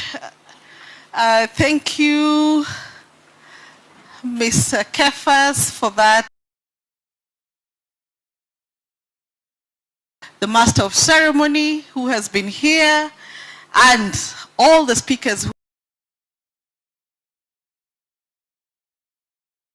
our chief guests. Happy International Domestic Workers Day. Mrudie tena tafadhali. Si nataka kuona mmechangamka, mmefurahia tukisherehekea siku ya leo, sio? Aya, tuseme Happy International Domestic Workers Day. Happy International Domestic Workers Day. Juu zaidi.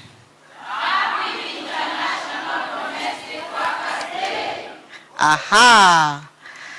Ni siku ya furaha kabisa kwa wafanyikazi wa nyumbani, na hata mimi nina furaha kweli kweli.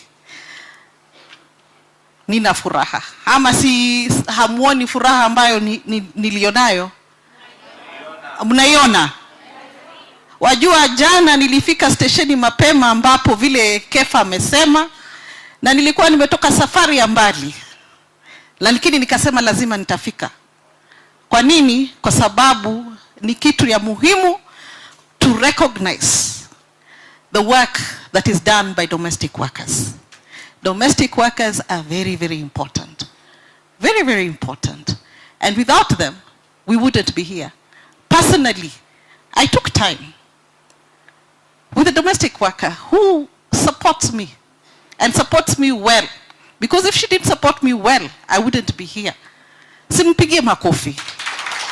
Ama mnawivu na wenzenu. Wale ambao hawako hapa. So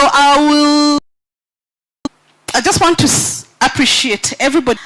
Asked the employers in the house. She's the only one who stood up. Are we honest?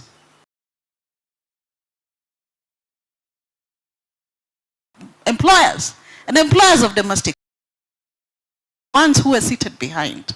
So muwapigie makofi kwa maneno ya domestic workers. Madam, for representing employers in Kenya and for supporting the cause of. I also want to recognize the representative of workers, the trade unions who are here.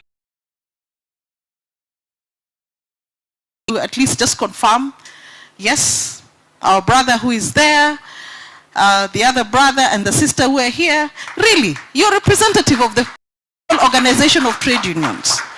And the Central Organization of Trade Unions have been very, very passionate in the call to ratify Convention number 189 and 190.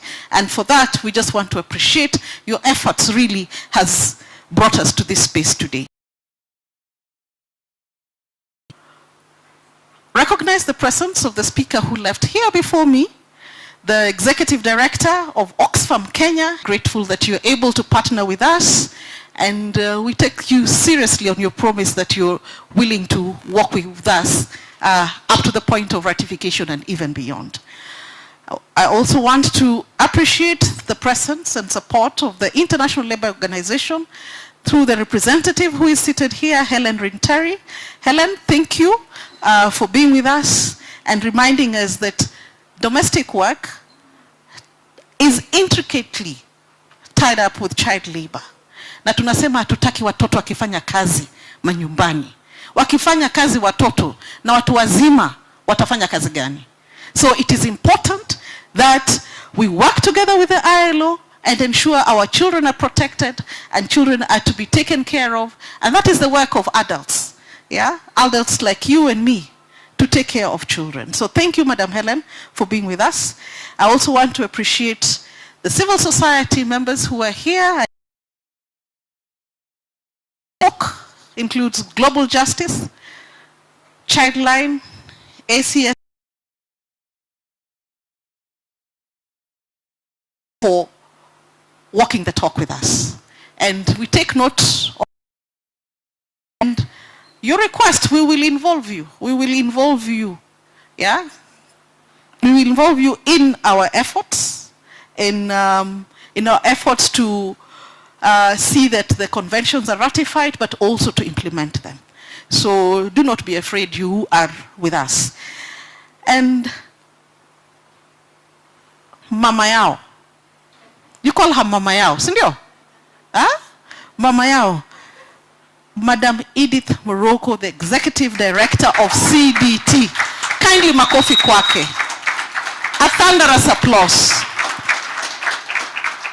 Edith is a very, very hardworking lady, one who is very passionate about labor rights, but labor rights for domestic workers.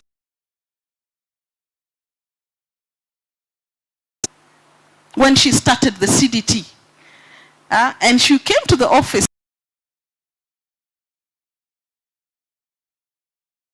sensitize them on their labor rights. And guess which officer she was given? By the commissioner then. I was the officer assigned, because at a time when nobody really wanted to work, openly, I said I will work with them. They had a small place in Nairobi West on the platform telling us and asking government, what about domestic workers? You talk about haki ya wafanyikazi. Wafanyikazi ambao wanatusaidisha, wanatuwezesha tuende tutoke manyumbani kwetu, tuende tukafanye kazi kwingine.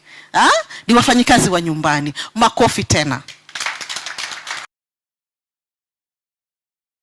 And I just want to say that it is my pleasure and privilege to be with you today. A day which when we take, we recognize and celebrate domestic workers for the Kenyan economy. Now, the issues that have been raised by the speakers, one, that we should internationalize International Domestic Workers Day.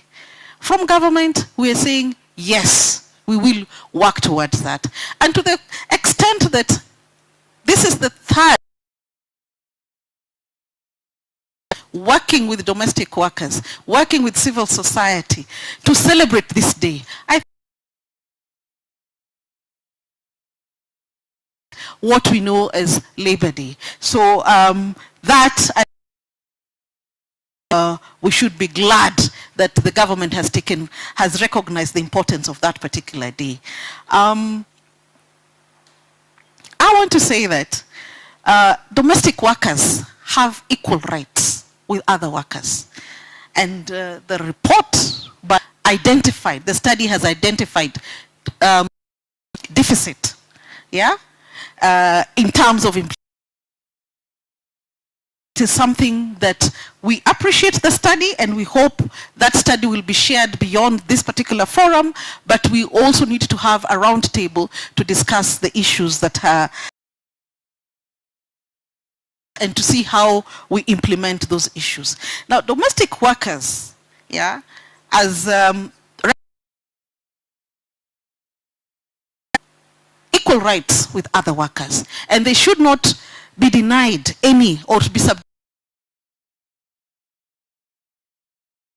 to other workers enjoy.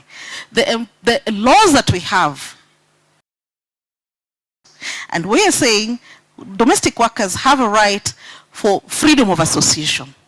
Freedom of association, their costs, the terms and conditions. So it's important. And the government has honored that. We have registered trade unions. Domestic workers are entitled to freedom from child labor.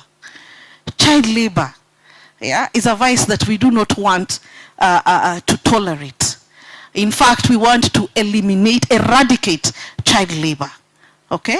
So in the skit, a very beautiful skit that you have put together, the lady had a child on her back, but she talked about her child, her own child. Who is taking care of that? That is something we need to work around as government and the social partners, the tripartite, that we need to cater for everybody. We do not want children being dragged, because you'll find somebody dragging their child also to work with them in the home. yeah, or to work on farms. We do not want that because they are not able to go to school. If you do not pay the domestic worker, that is what you'll end up having, and we don't want to worsen the situation any further. Freedom from forced labor. Yeah? Hiyo maneno ya kufungia wafanyikazi na kuwafanyisha kazi bila kuwalipa ni hatia. Ni hatia. And domestic workers have a minimum pay that they are supposed to be paid. They are entitled to a fair remuneration that should be given. It should be given in a timely manner. Okay? If it's in kind, yeah? Unless it's with the express agreement of the domestic worker. So, lipa yeye pesa taslimu. Ungekuwa kwako, ungekula chapati, ungekula kuku. So, na deduct. Huyo mfanyikazi pia hakuna haki ya kibinadamu ya kukula. Sio kama yule wa Mama Brian na Baba Brian. We do not want that. You don't lock them up. Anasema anafanya kazi pale, hapana. Akona haki ya kupumzika, mapumziko. Rest day. They are entitled once every week. Sio mtu anafanya 365 days, hapana. We do not time to rest, to meet, to socialize. They are entitled to leave days.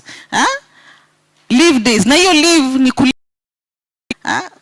wakati ule ambapo tajiri wako anakupatia leave, Oxfam anapatia Purity leave, na Purity, I hope you also give who works for you. Yeah, it's important. These people are not your family members. Do not drag them to go to the village with you. Purity. Yeah, because we have that tendency. If you drag her to go to the village with you, that person is still working. Okay? This person is not your family member, and they're entitled to decide how they want to use their free time. Okay? So, leave days and rest days. Please observe that. They're entitled to safe working conditions. Yeah? Safe working conditions. Tafadhali wafundishe. Wafundishe how kutumia the many gadgets that you have in the home. It's important. The microwave. The washing machine. Okay? Yeah? Educate her how to clean certain things that you have. Then of course, they should be free from all forms of harassment. Not just sexual harassment. Iyo mdomo ya kupiga kelele, it is bad. Yeah? Okay? So let's guard against that. One, we as government are working hard, yeah, to professionalize. Okay? And it is go to school. Yeah? You would not analyze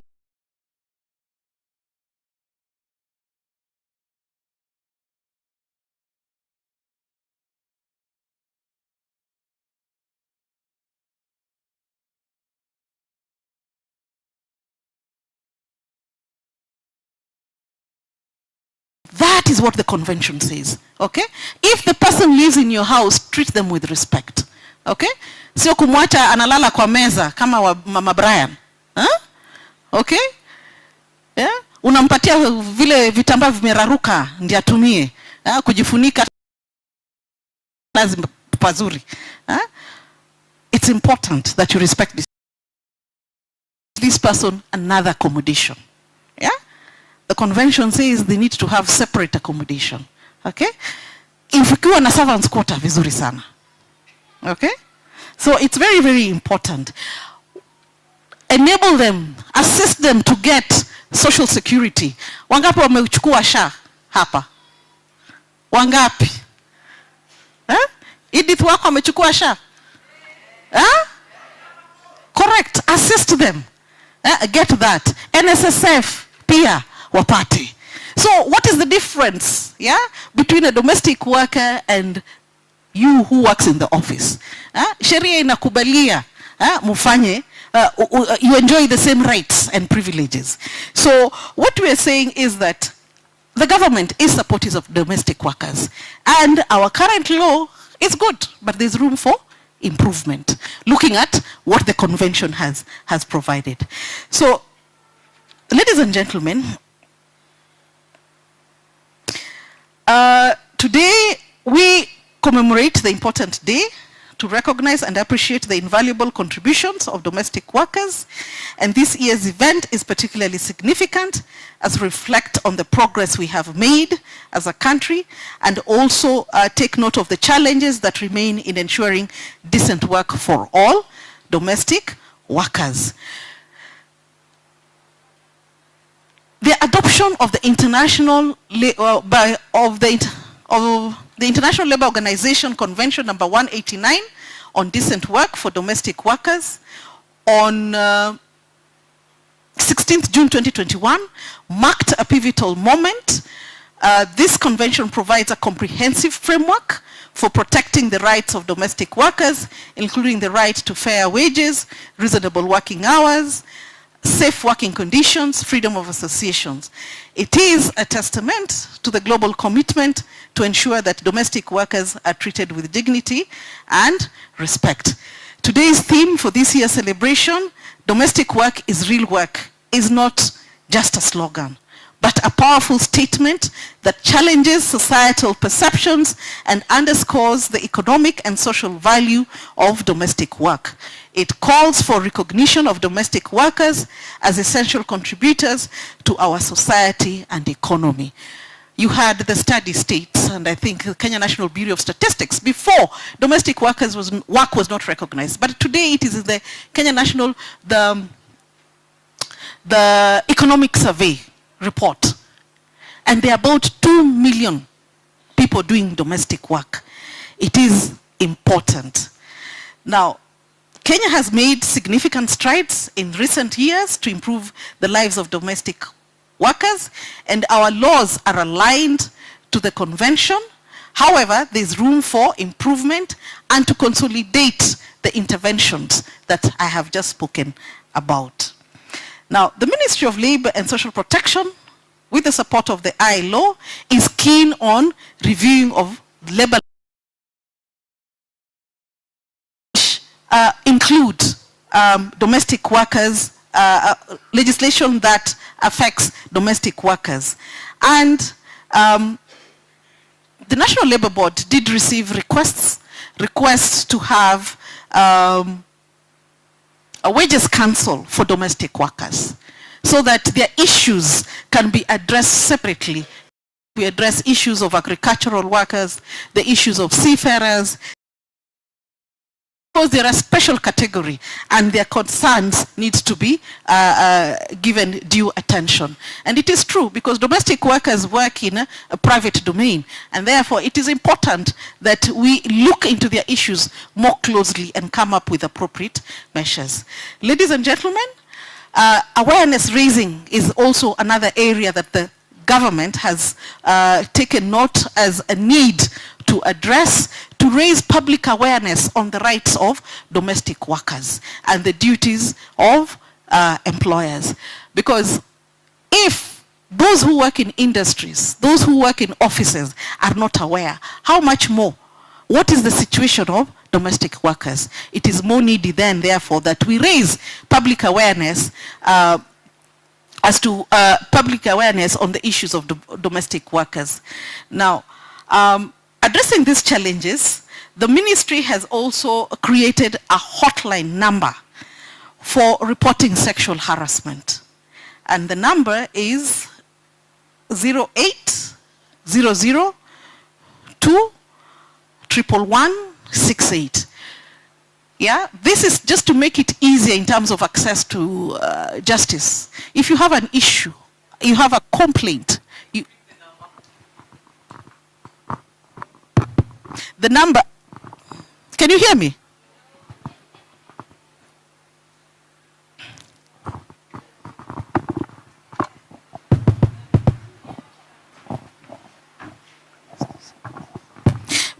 The hotline number is 0800 21168. Somebody is sabotaging the International Workers' Day. Wamekanyaga waya. Just a minute. Ready when you are.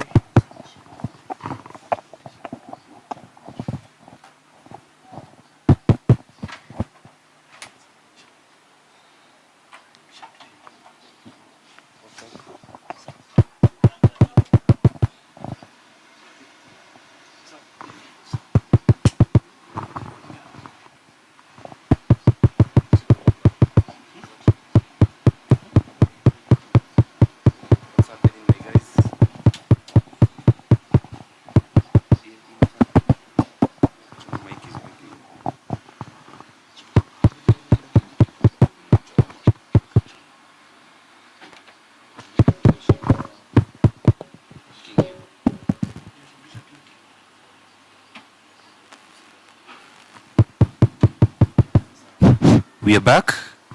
Testing, testing.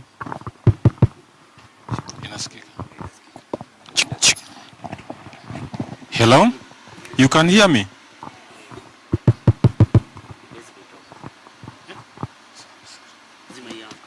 Okay, thank you. Thank you. So the number, I'll repeat, 08 00 2 111 68.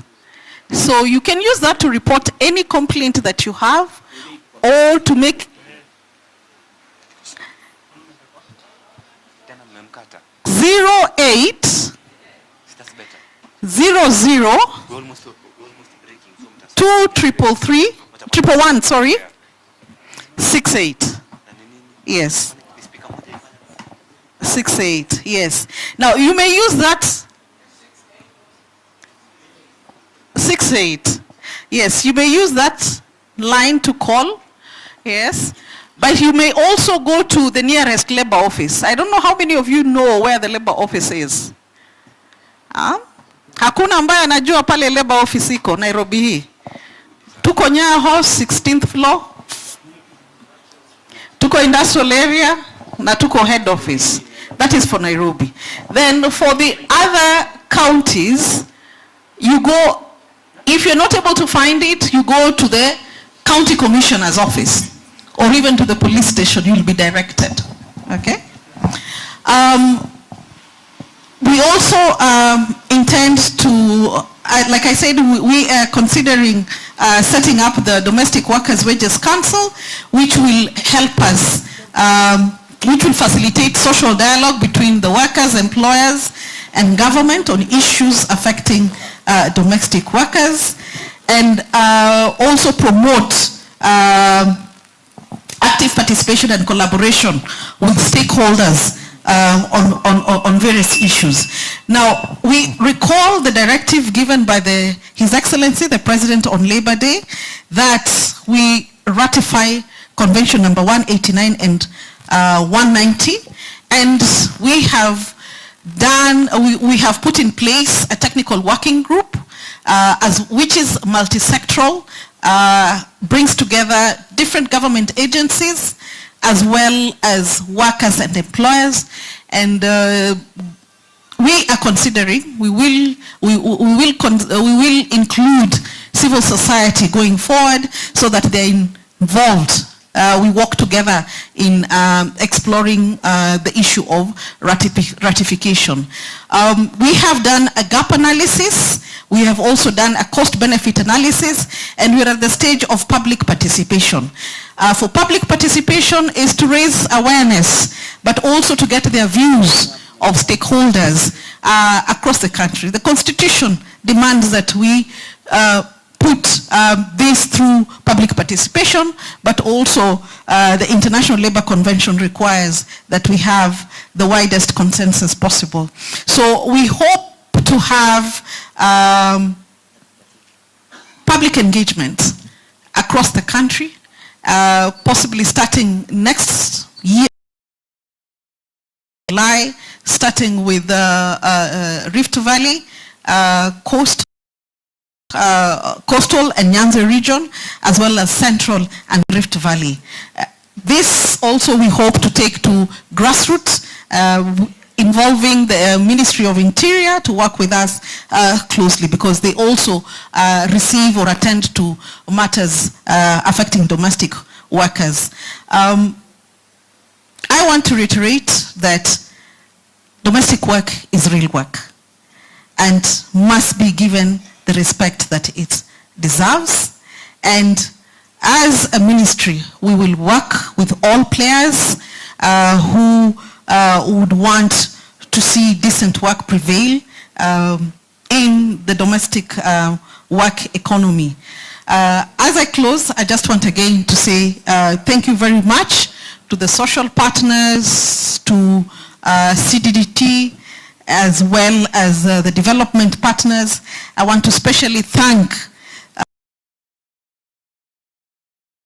for supporting us in this effort, working with you to implementing the findings that you have made in that study, so that we can share it. We can share it with other people as well. And we will also be engaging the members of parliament. We hope you can work with us in that. And I don't want to bore you. I just want again thank you very much for those who are here, for the bold move you've made to stand out and say decent work is real work and should be given its place within public policy, but also in this particular sector. So as the ministry, we will stand with you, we feel you, we will work with you, and do not be misled by anybody that the government does not care about domestic workers. We care for domestic workers and we value them. So for all of us who are here and those who are watching us from wherever they are in the country, let us hold our hands together, let us hold our heads up as builders of this country. And with that, ladies and gentlemen, I just want to say thank you very much, and together we say Happy International Domestic Workers Day. Asanteni sana. Wapi makofi ya Labor Commissioner? Wow. Let's keep clapping for our Labor Commissioner. Thank you so much, Madam LC, for honoring us with your presence. We do appreciate the entire team at the Ministry of Labor. And as she walks down the podium, Joyce, please come. Yes. Nataka tupigie Madam LC makofi ya haki, si ndio? Makofi ya kilo. Yes. Maybe you can lead us in that. Saseni, tunafurahi. Leo ni siku yetu, si ndio? Lazima tujibambe. So tunataka kumu-appreciate for the good speech ametupatia na for always supporting any initiative yenye tunakuanga nayo, si ndio? So nataka tumpatie kwanza ile ya government, and then sasa tupatie everyone mwenye alikuwa amesimama hapa maua, si ndio? Wameongea, tusikae nikaa tuko biased. Aya, sawa. Tunafanya sauti yangu inasikika? So tutampatia ile ya government, Kenya, Uganda, Tanzania, sawa? So nikisema Kenya tunafanya nini? 1 2 3. Tukisema Tanzania 1 2 3. Tukisema Uganda tuna stamp fit, sawa? Tufanya katrizes. Kenya, Tanzania, Uganda. Aya, tumpatie sasa. Aya, Kenya, Uganda. Wacha ni wa confuse nijue kama korada. Nimewa confuse. Njaa najua inatusumbua lakini lazima tuifanya. Aya, Kenya, Tanzania, Uganda. Aya, sasa tuende kwa ile yetu ya Mala. Everyone mwenye ametupatia speech yake hapa, tuwapatie maua wote, si ndio? So nikisema Mala mnasema? Mala. Sawa. Aya, Mala. Ma white. Ma yellow. Ma ngline. Ma msema Bulania tunafanya? Alafu tunawape, si ndio? Aya, 1 2 3 go. Mala mala. Mala mala. Mala mala. Ma blue. Ma green. Ma yellow. Ma black. Aya, mabulanie. Alafu tuwape tena. Aya. Wow. Thank you so much. So right now I want us to go into a very quick photo obsession. And the first people I want to invite on stage is the Labor Commissioner and Mr. Henry Sura from Oxfam, Kenya, because they wanted to officially hand over their report to government as today as we mark the International Domestic Workers Day 2025. So, Madam Helen, pole sana. Tutakuita mara kadhaa because you are here. Yes.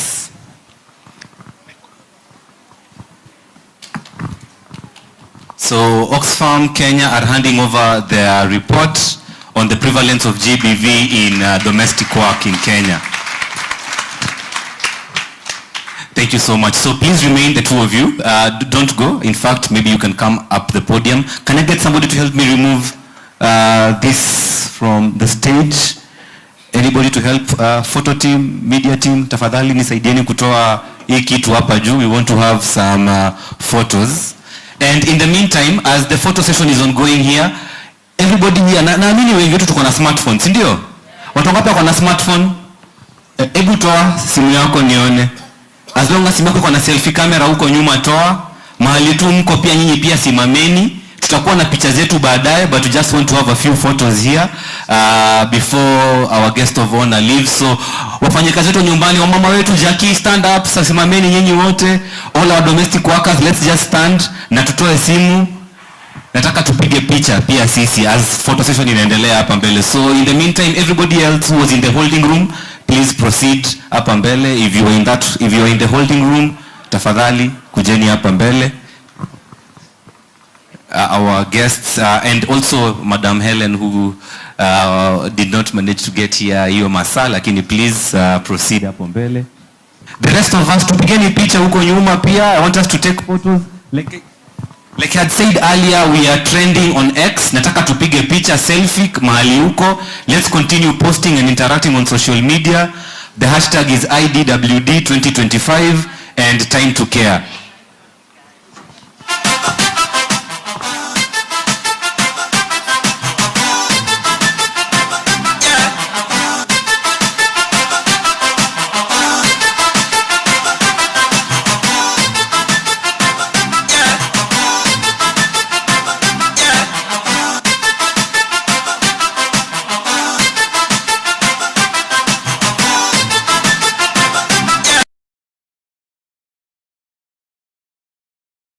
To a place you never been before. Africa tunaikamia tu most bana. I'm Kenyan, so you know I'm a marathon runner. Now can we have a few domestic workers also join in hapa mbele kwa picha? Baadaye tutakuwa na better session ya picha.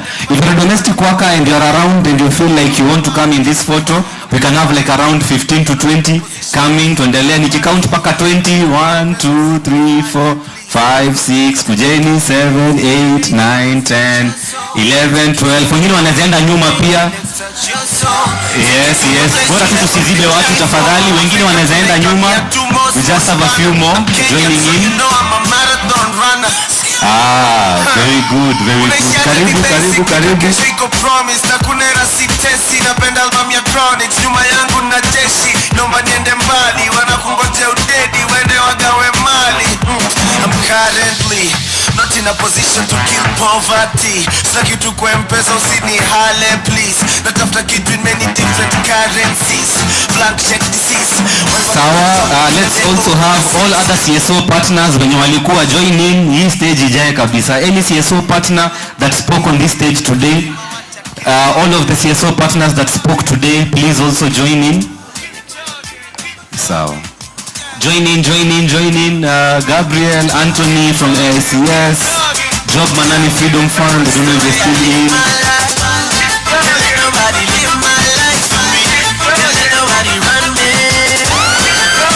And we also have some placards here. Kuna era sitesi napenda album ya Isa kama patonge kwanza nani atatupe mkwanja tu. Yes. Sasa hii ya mwisho nataka we raise a fist in solidarity of domestic workers. Sawa? Tuinue mkono tuseme domestic workers hoye. Domestic workers hoye. Domestic workers hoye. Tumesema domestic work is real work, okay? Domestic work? Domestic work? Domestic work? Thank you. We'll have more photos later. Right now I want us to rush downstairs, grab tea in 5 minutes. Mahali tulikunywa breakfast asubuhi, when tulifika mapema. Tukibie chini, tuchukue chai, then tukuje nayo hapa in 5 minutes max. Saizi ni 1:32, kwa hivyo by 1:37 ama by 1:40 tukue tumerudi. Tafadhali. Nyuma yangu na jeshi, naomba niende mbali, wanakungoja udedi, wende wagawe mali. I'm currently not in a position to kill poverty. Saki tu kwa mpesa usini hale please. Natafuta kitu in many different currencies. Be your brother's keeper. Tumesema dakika ni 5, so by 1:40 please tukue seated sisi wote hapa. Endea tu chai ukuje nayo, msikunywe huko chini.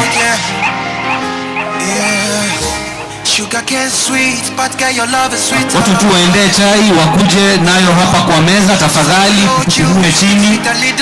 Uendee tu chai ukuje ukunywe hapa tafadhali. But you know they got enough time for me. I wanna live with you. I get it easy why I can't let go. Can you never just say you congrats on? Man, them so far to find your love.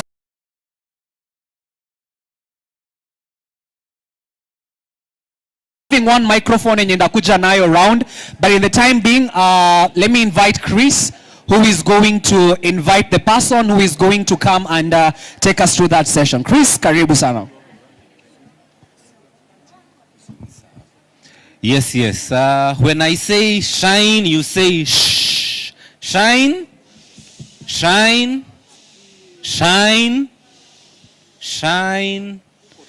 Thank you very much for your attention. Once again, my name is Chris Kimani. Kwanza ningependa kuwashukuru kwa kutujoin sisi leo. Simekuwa siku poa, si ndio?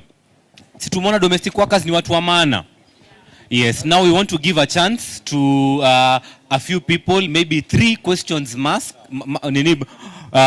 maximum. Na hizo maswali yule rep mwenye ako hapa kuzijibu, tuko na bwana Kefas hapa kutoka kwa the Ministry of Labor. So if there's anybody with a question, tutawapatia a chance, just maybe 2 or 3 questions maximum. I can see there's a question here, a gentleman. 1, 2, 3, done. So those 3 questions in that order. So tunaweza anza pale kwa the gentleman over there. Mr. Kefas, these questions require your attention. I even think you should be upstanding, because even after the questions you will be able to do the vote of thanks and give us the way forward as we proceed. So tukaribishe bwana Kefas na makofi ndio apate nguvu ya kujibu maswali. Yes, mimi nimejua tu wherever you have government around, hata jana kwa Citizen tuliona serikali ikiwa maswali zinaenda wapi? Kwa serikali. Yes. Okay. First of all, you can introduce yourself, then ask the question. Yeah, I'm Jamali Peter, a youth. I am Jamali Peter. Oh. I am Jamali Peter, a student from JKUAT. Okay, my question goes this way. We have these domestic workers who are suffering from HIV and AIDS. So my question is this. What are these specific measures has the Ministry of Labor put in place to protect and support HIV positive domestic workers, especially regarding to discrimination, health access and job security? Because unapata kuna watu wengine when their employers akijua ana suffer from HIV, unapata huyo mtu anafutwa, anaambiwa wewe uko na ukimwi, go. So my question is, kwani hawa watu wako na ukimwi? If me today vile nasoma JKUAT, I graduate, I graduate, nipate kazi na nipimwe nipate niko na ukimwi, I'm not a domestic worker, nitafanya kazi, but these domestic workers atafutwa kazi. Thank you. Let us appreciate him for that question. Tumesema tu maswali itaenda kwa labor.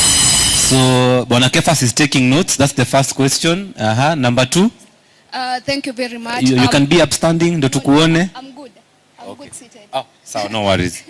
I'm Wanjiko Michelle representing Kiambu County, and my question is the right to pay, is it really a right or a duty? Because with the right it becomes absolute, and does it mean that hii ndio inaleta the aspect of economic abuse? Because we know that some of these employers have delayed payments, but when we put it as it is a duty to pay our employees, that makes it like more of like a mitigation measure. So is it really right to pay our domestic on time, or our duty to pay our domestic workers on time? Thank you. Very good. Let us appreciate her for that question also. Sophie. Alafu tusikize once again, when I say shine, you say shine, shine, shine. Please, let's just have one meeting and listen. We are almost done. Ndio tukakule lunch, si ndio? Yes, tafadhali tusikize Pam na ile swali nyako nayo sisi wote. Hello, my name is Pamela. I have a question. I heard the Madam Commissioner saying that it is our right to join union. As I know myself, it is my right to join any union I want. But how comes if your employer knows that you have joined any union, you are being chased away? Is there any way we can find a way that this message of a domestic worker to join union is our right? The second question, if we are being chased and we take our cases to the labor, it takes a long time before an employer responds there. What can we do?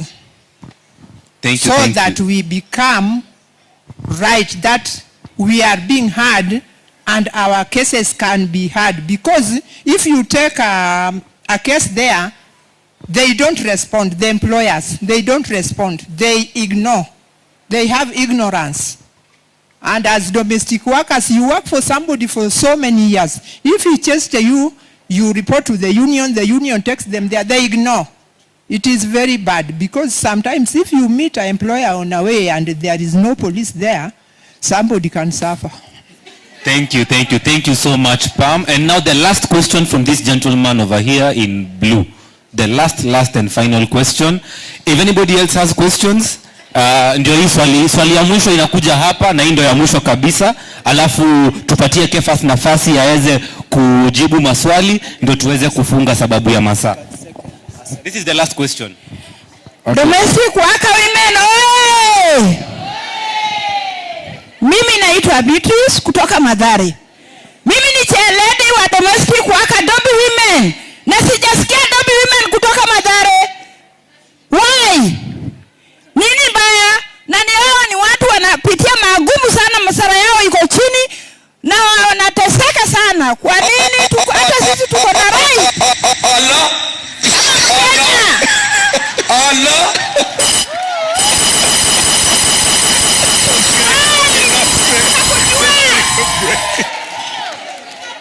Kama kuna shida tuambie, turekebishe. Dobi women oye!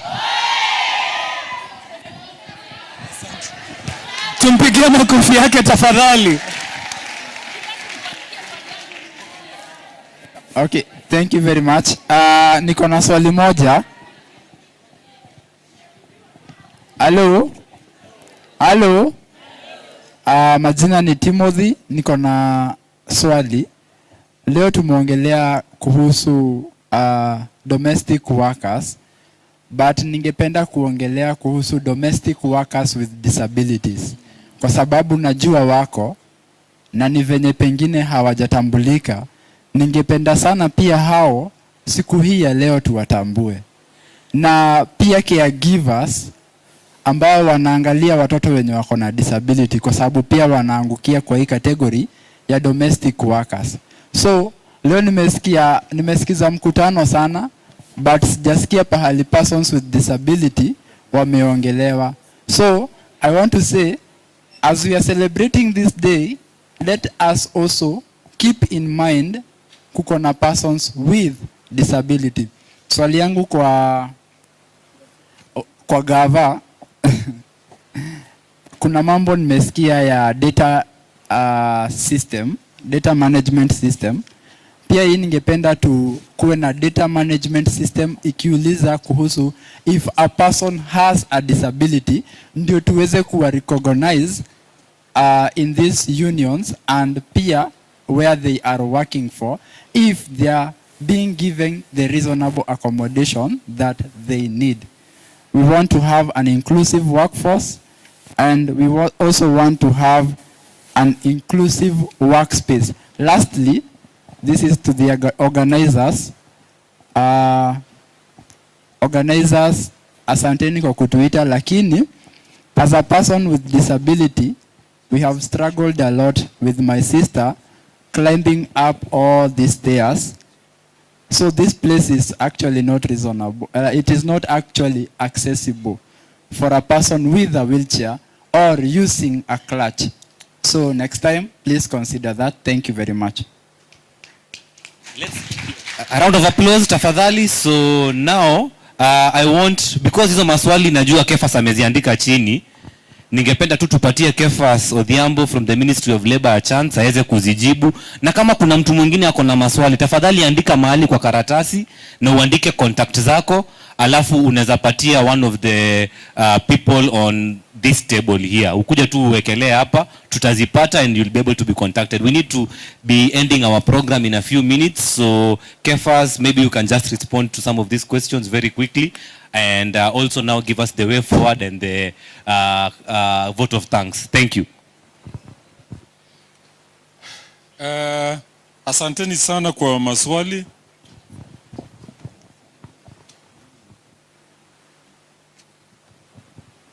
Asanteni sana kwa maswali. Hakika tukiuliza swali ama maswali tunaweza kujifunza mengi. Ningependa kuanzia swali ya kwanza. Imeulizwa kuhusu mambo ya dhuluma, discrimination. Discrimination, somebody was asking about discrimination on those who are HIV AIDS positive. How do we protect them? Nataka kujibu kwa kusema hivi. Tukiangalia Employment Act, when you look at the Employment Act, specifically Section 5 of the Employment Act, it talks about discrimination. And it is not just talking about discrimination, but the Employment Act prohibits discrimination in a place of work. And there are several types of discrimination indicated in Section 5 of the Employment Act. One of them is discrimination on employees who are HIV positive. They are not supposed to be discriminated in a place of work. Number two is discrimination in terms of race. The other one is discrimination in terms of color. The other one is discrimination in terms of union membership. The other one is even discrimination in terms of wages. So discrimination is unlawful under the Employment Act, and not just Employment Act. If you look at ILO conventions, recommendations and protocols, you realize that discrimination, there are also ILO conventions which are against discrimination, especially, for example, discrimination in terms of pay. You cannot discriminate in a place of work where you do the same work, but huyu analipwa 10,000, huyu analipwa 2,000. It is against the ILO conventions. Thank you. It's against the ILO conventions. So discrimination is well stipulated. I want to talk to the last speaker. Ningependa kujibu swali ya mwisho mwenye ameongea mwisho kuhusu disability. There's some of us who live with disability. The same section 5 also prohibits discrimination on disability. You cannot be discriminated. And when our labor inspectors carry out labor inspection in places of work, they collect data on disability. Even the National Employment Authority, under that act, you realize that wherever there are returns which are made to the National Employment Authority, there is also a provision that you should indicate the issue of disability. So the government is very keen on that, and they are being taken care of. Mwisho nataka kusema pole sana. I think it might have been an oversight when we have our colleagues who are living with disability and they were not able to access this room. I think it was an oversight, but always I've worked with Oxfam, I've worked with CDTD, we have organized such functions. It is always a consideration. So we are sorry for that, and I think next time it won't be repeated because we value your participation in this forum. We are sorry for that. The other issue is about right to pay. Right to pay. I want us to look at the Constitution. Kwa sababu swali imeulizwa, kama hulipwi mshahara utaripoti wapi? Na ukiripoti saa zingine kesi haisikizwi. Na hata ikisikizwa saa zingine inakawia sana. Nataka niwaelekeze kwa katiba. Article 48 of the Constitution gives you a right about access to justice. All Kenyans have right of access to justice. So it is your right, and the right is absolute. It cannot be taken away from you. The other article is Article 36 of the Constitution of Kenya, which also speaks about freedom of association. You have a right to belong, to form, to belong, and to participate in lawful activities of your organization. So you have a right to join a trade union of your choice. I know there are several trade unions represented here, and they were already identified. We have so many trade unions in this country. I think at the moment we have around 87. Out of the 87 trade unions in Kenya, you have a right to choose a trade union which you feel can articulate your issues. And when you join that particular trade union, anybody who stops you from doing that commits an offense under the labor laws. What happens if you realize the worst case scenario? You realize that your employer does not want completely to hear about you being a member of a trade union, and you also want to continue working. The law has opened up something under Section 52 of the Labor Relations Act, that all employees have a right to join trade unions privately. You can just pick your salary, walk to a trade union of your choice, pay your monthly subscription, get your receipt, confirmation that you have paid the money, belong to that union, and if you have any issue with your employer, then you will be protected by that trade union. The only thing which will not take place is that you are not able to negotiate a CBA. Because for you to negotiate a CBA, you must join the union officially and you must have achieved at least 50 plus 1%. So you have a right. You can join a trade union privately, or you can join a trade union as a group through signing of the check-off system. The other one is about delay in getting salary. Delay in getting salary. If you look at the Employment Act, Section 18 of the Employment Act, it is protecting you, your salary or your wages. Number one, the law says you should not be paid salary where liquor is being sold. Number two, you should be paid salary in a currency which you understand. You should be paid salary together with a pay slip. That is now Section 20 of the Employment Act. You must be given at least a pay slip. It is called itemized pay sheet. Wakati unalipwa mshahara yako, lazima upewe kitu inadhibitisha ya kwamba umelipwa 20,000.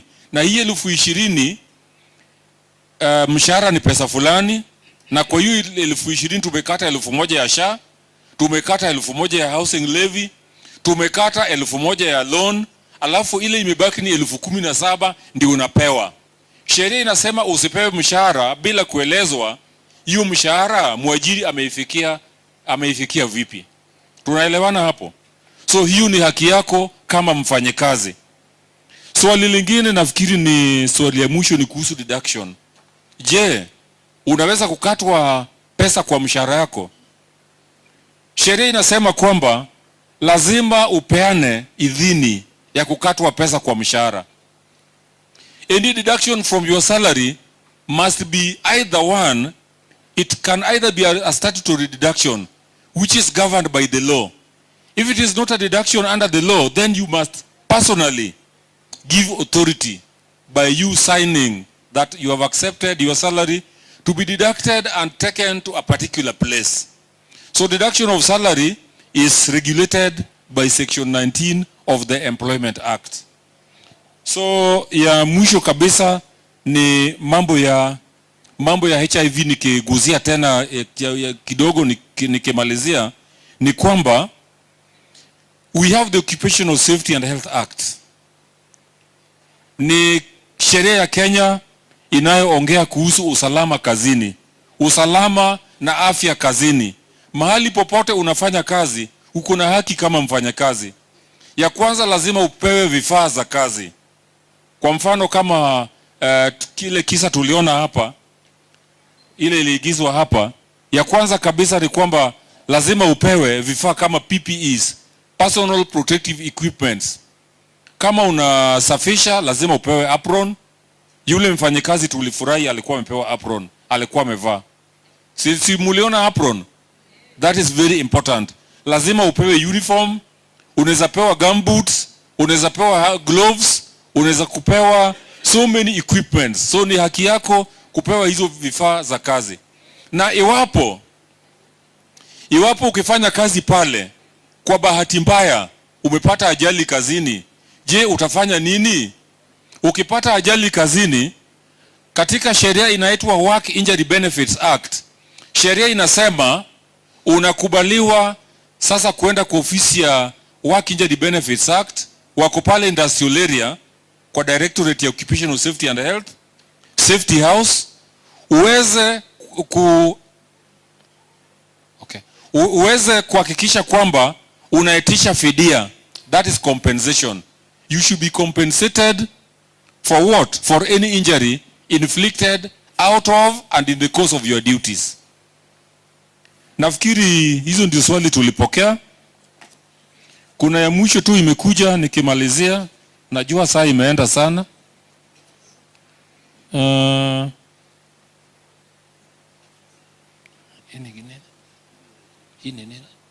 Harassment. Okay, the issue, the very final one. Okay.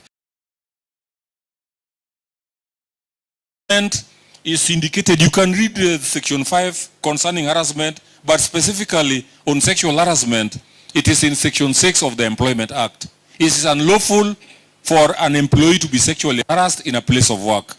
So we are pushed with the time, and we would have talked a lot, but our offices are we are based at NSF building on 6th floor. You can visit us as an individual or as a group or as an employer or as a union, and we can talk more about the rights of domestic workers. You can also visit the unions who are represented here. Just wave the unions who are represented here. Wave. Yeah, you see those hands. You see those hands.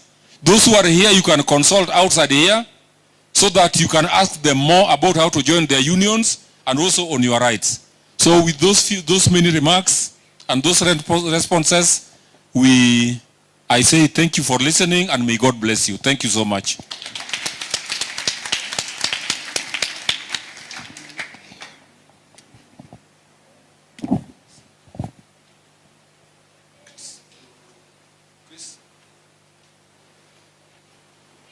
Yes, tupigie Kefas makofi.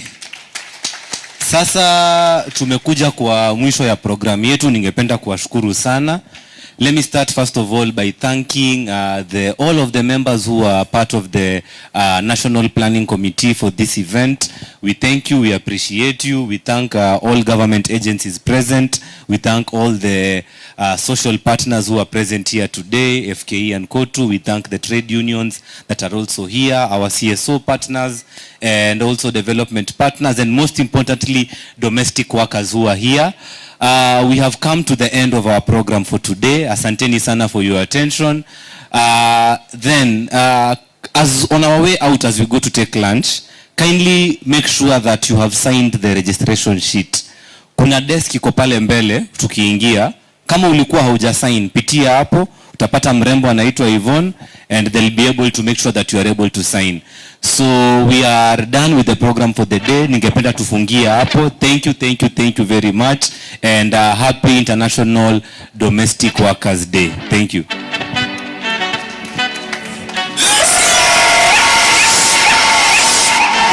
Alafu please, on your way out,